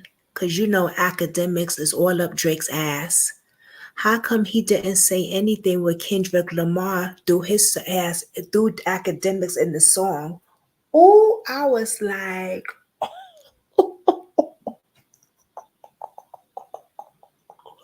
no, he did not. But academics is over there doing lives and everything. But academics, you ain't say nothing with he threw your ass in the song, dropping like he. Listen, Kendrick is not playing. He was eating you motherfuckers up. And I am here for it. I am here for it. I see y'all tomorrow. I think I'm going to do my thumbnail right now, actually. I'm just going to do a quick thumbnail. So people know we're talking about Drake and Kay. I'm going to do a quick thumbnail and throw it up. Throw it up in the air. Throw it up in the air. I can't believe I'm up. This is crazy. Good night, y'all. Thank you for staying there with me, y'all. Peace out. Good night. Don't be surprised if I pop up in 15 more minutes on my celebrity gossip.